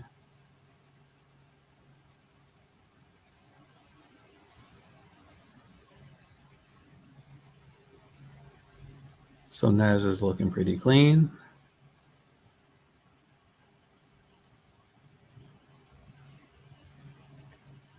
Let's see how it holds this level.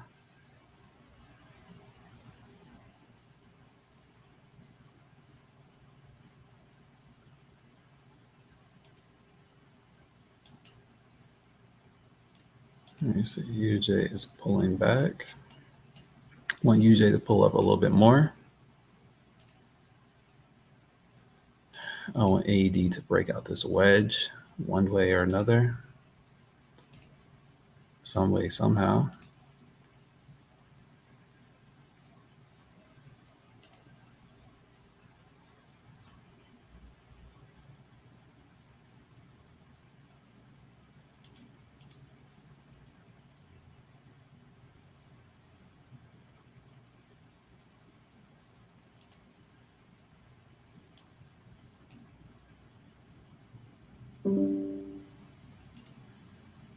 Let's see. My UJ is okay. My alert for my UJ just got hit. So this is definitely an important area to look at, guys. For UJ, waiting for the pullback, which is happening now. So definitely watch how it's going to handle this level. It'll be interesting to see.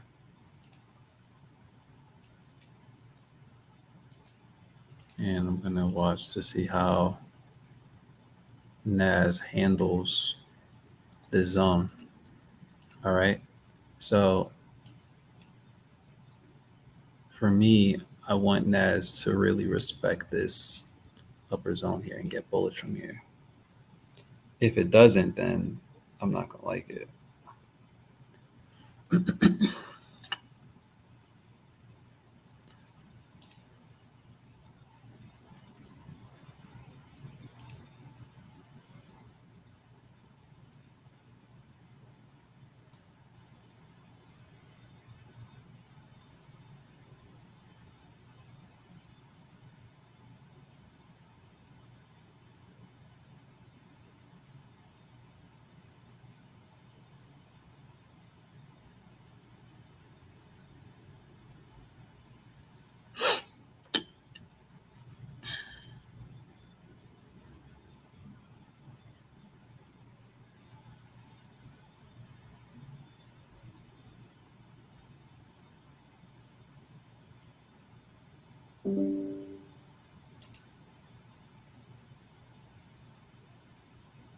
Let's see.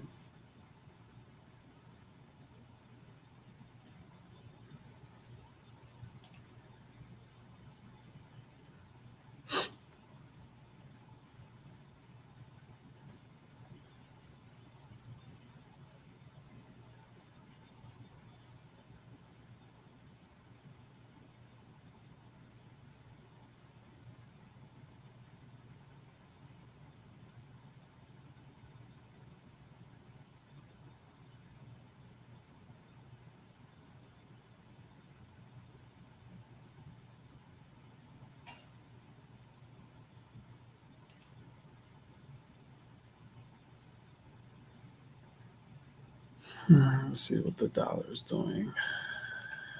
Dollar is dropping. Very nice. Okay, JPYs are looking also like they're ready to drop. So let's look at UJ, guys. Let's look at UJ. UJ, look, is looking clean. UJ is looking clean. You see, so now it is rejecting this level.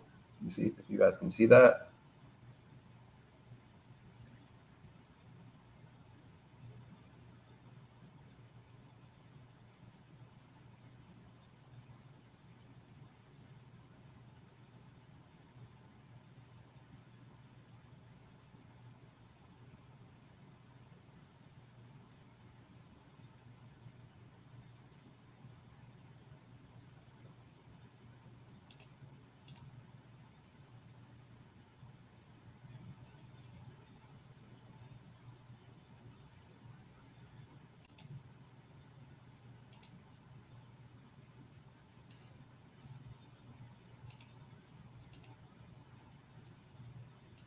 It's looking better.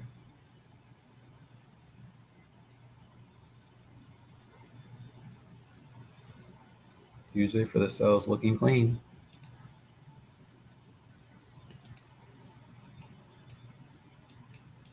We got the rejection here.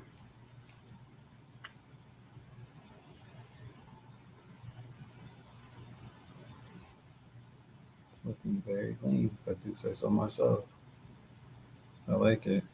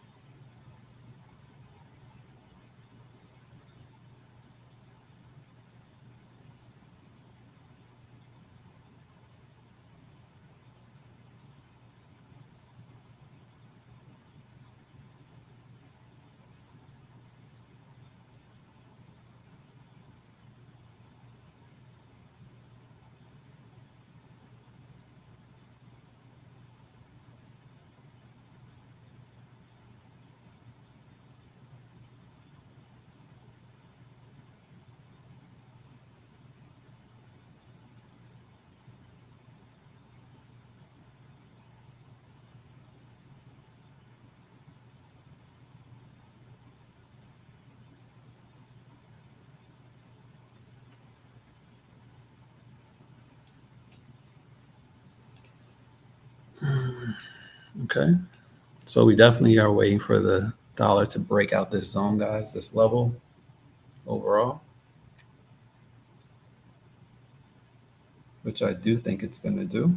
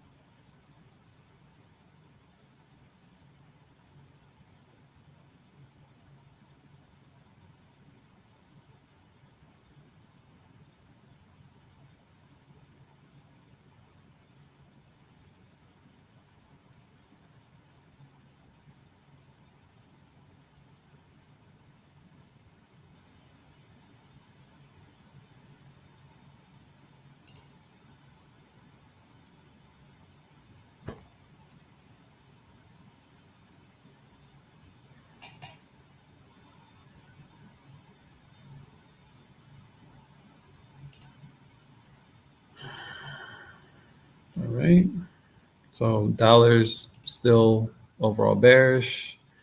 JPYs are still moving nice. So I still do think UJ is pretty good, guys, for this. I still do like UJ. Overall DXY, bear structure. See the dollar going down. I'm hoping that NAS really maintains this level up here. Really should not break these lows, but we'll see. But as far as Forex pairs, I like UJ for this. So the most. I like UJ for this the most. I think that's overall kind of just the best setup. If I had to pick one, it would probably be that.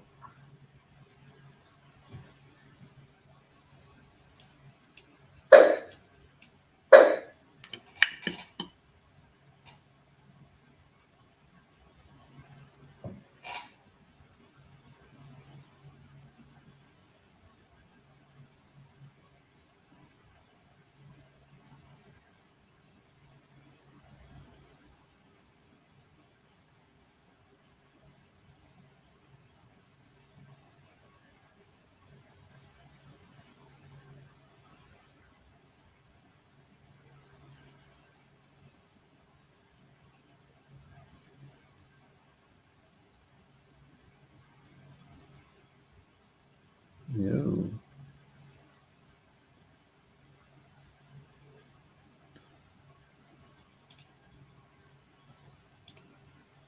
Why is NAS so trash juice? I don't really like my NAS. I don't really like it.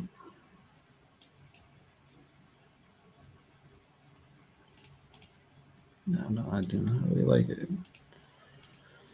Unless it really holds this level, then by a thread, by a miracle.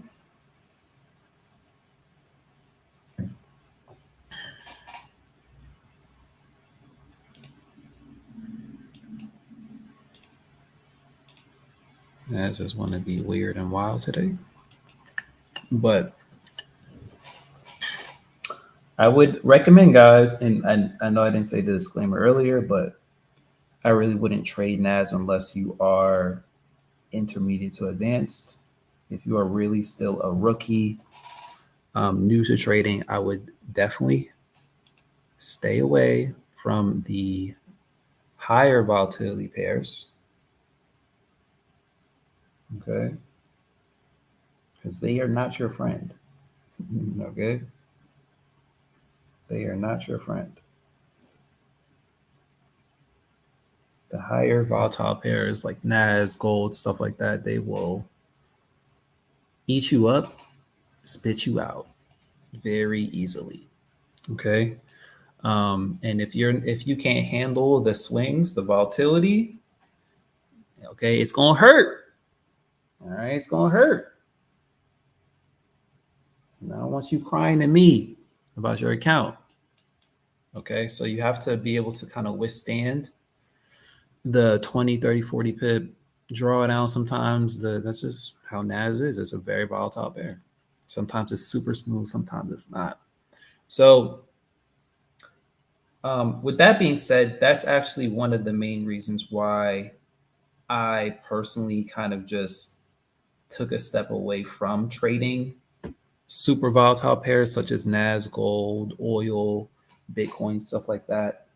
I just don't like super volatile swings that makes me feel uncomfortable. I don't really like it. That's just me. That's just me being me. I can't speak for anybody else but myself. You know, I can only speak for your boy for myself. All right. And I like having more control, I guess, even though there's really no form of control in the market. Okay. You really can't have control in the market. All right. Let's just be honest here. All right. But what I'm saying is you as a trader, you have to kind of have your own level of control within the market because the market is a very unstable environment. So you have to create that sense of control within yourself as a trader, right? You have to create that control. And so for me, my sense of control in the market is when I'm trading the pairs that I know work best for me, that doesn't give me anxiety. You know, like when I can call trades perfectly and have perfect entries and it not really like piss me off. Oh, beautiful. I love it. You know, like when I can say like, oh yeah, UJ guys gonna pull back, boom, hit this area, sell, boom, okay, all right, sell it, boom. Like I like that. I like perfect, clean moves. All right, that I can just predict, boom, boom, bam. Okay, we done. We in there. All right, no drawdown, boom. I can't really do that every single time with NAS. Every single time, it's a stretch. Okay, to be in there, boom, instant, no drawdown. All right, 100 pips, 100. It's that's gonna be harder to do. Same thing with gold, gonna be harder to do. All right, but if you can stick with your main pairs, which again is why I coach you guys and try to mentor you guys. Like, listen, if you're going to trade, you know, stick to the currency pairs, right? Because they're going to give you that consistent profit, long term profitability and longevity that you want. You can trade NAS, you can trade gold here and there when the situation is acceptable. But if you are really struggling, don't even worry about it like that. All right, don't even worry about it. If you're really sitting here struggling, on your regular pairs, then definitely don't touch NAS and gold because that ain't gonna help you. Right? Like right now, that ain't gonna help you at all.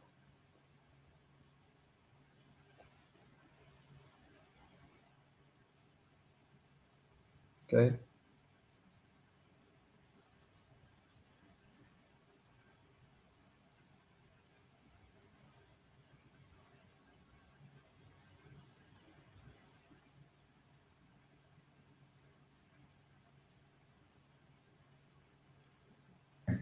Everything is looking good. Now, still holding the NAS buys.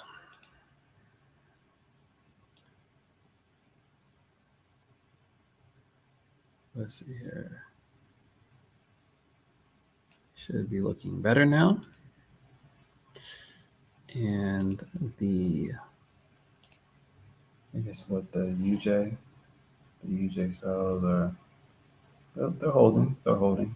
You know, they're not horrible, I guess.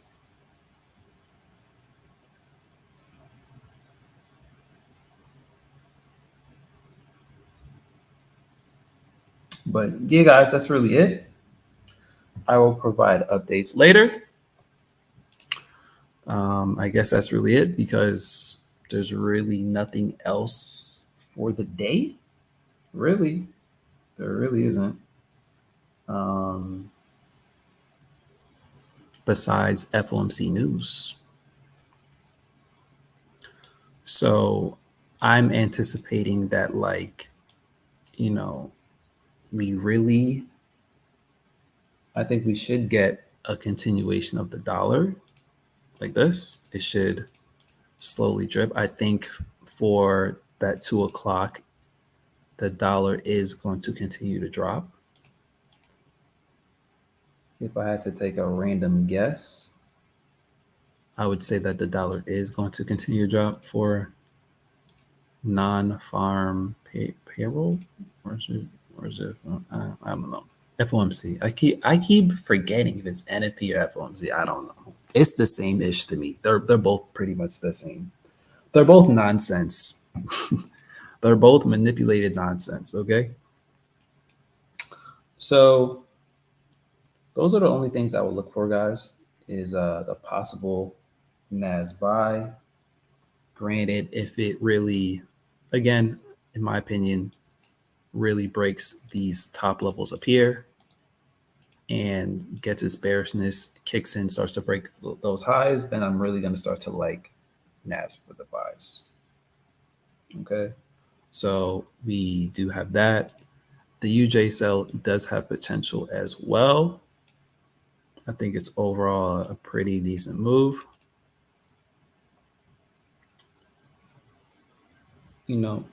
My only thing is this: I wouldn't go too heavy because it is FOMC.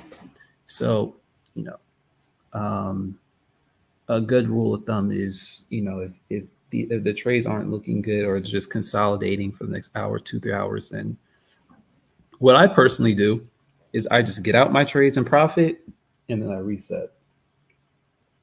So what does that mean, Ryan? That means, like, hey, if I get in the UJ sell and I'm up only 10 pips and it's about to be, 2 o'clock, what am I going to hold my UJ, or am I just going to let it go even though I'm a profit?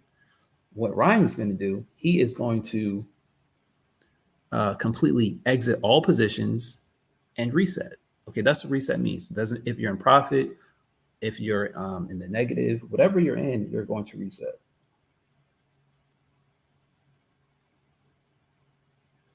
Okay, that's what resetting means, beautiful people. Okay, just kind of want you to know. All right. Um, so yeah, that's what it would be for me. Um, because I would personally not hold anything, any type of trade, you know, 15, 20 minutes prior to NFP or FOMC. Those super high volatile news events, you definitely do not want to hold. Okay. You definitely do not.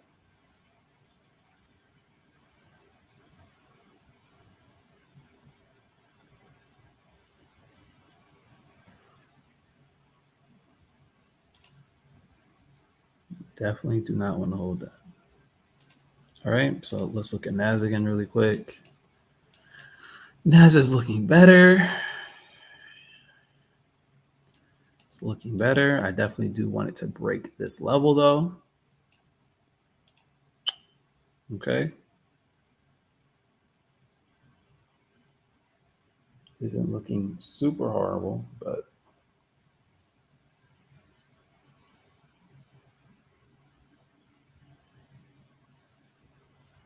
all right. And that's really it, guys. And then I'll provide updates kind of maybe around 1:40, 20 minutes before news in the chats. All right. That is still looking pretty decent. UJ, is just pulling back again. Overall, I think pretty decent. Just be conservative with these. And then we'll reset for NFP or FOMC. And I will kind of show you guys what I'm looking at in the chats with that. All right, so nothing too crazy. Also, look for AU. I think AU will be a really good buy once it breaks this wedge here. If we get that for like FOMC, I think that would be a good move. It'd be something like this here. So this could be a good move for AU for the buy.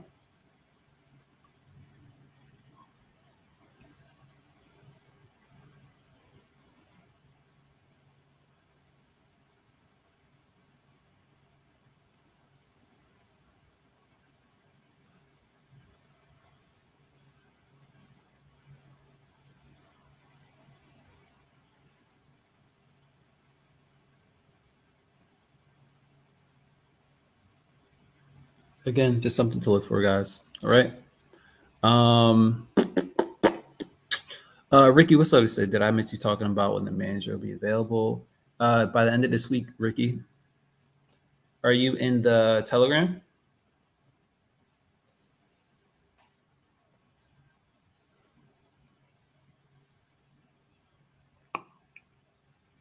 Because if you got it, you should. If you didn't get in the USRU playing email, yeah, it is. Everything's playing around. It's because it's pre FOMC right now. That's why everything is just going to kind of play around. I think really honestly, we only probably have like another hour for anything to really move in the market, and then between 11 to 12, that's when the market's really going to start to just consolidate and kind of wait for FOMC to kick in at 2:00 again. So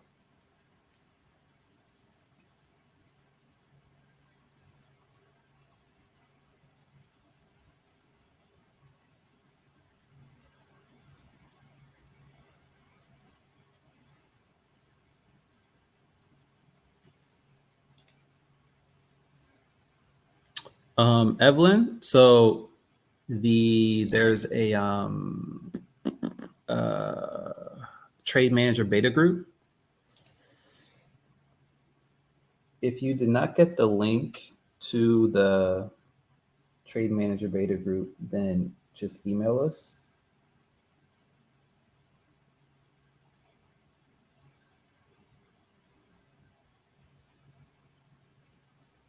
So you can get the updates. I'll be providing updates kind of like every other day until it launches by the end of this week.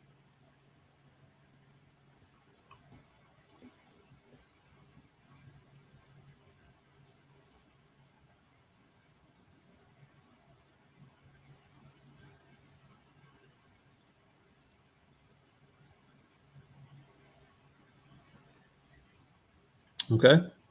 But that's pretty much it for the day, guys. I'll provide updates pre FOMC today. And we will check the markets out around that time. I may even do a YouTube, just a review on what happens with FOMC today. So you guys can kind of see it for yourself. But overall, I'm thinking that the dollar is going to go down for the rest of the day for FOMC. So we'll see what happens. I think gold will possibly go up. I'm thinking NAS will possibly go up as well. And then I'm, thinking UJ will sell off. That's kind of my thoughts right now, just as to what the market is looking like right now. But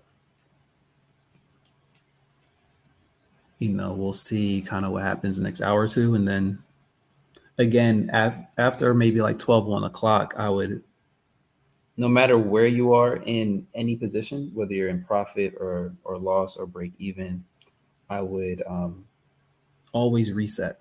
Okay, guys, always reset. So before there's big news at 2 o'clock, I would always get out of my positions if you are in any. And then I would get in again, look for new positions to get in.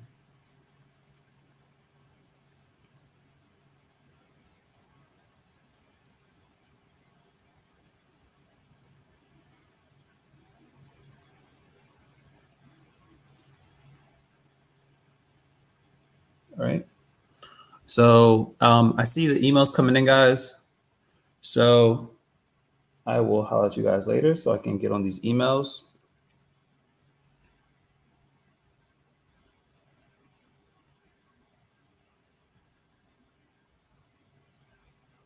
Okay. I will see you guys later. All right.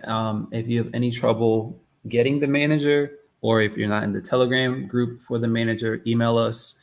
If you need to get in TTA Lifetime, the course, you can email us as well too. So I'll provide the email. Okay, I'll provide the email, Evelyn. Hold on, right here for you.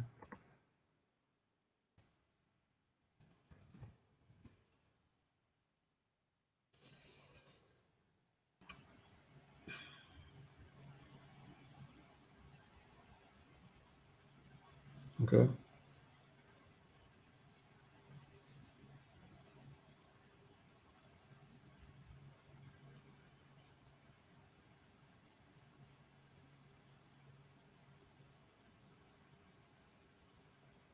All right. So here is the email, thetradeauthority@gmail.com. Okay, cool.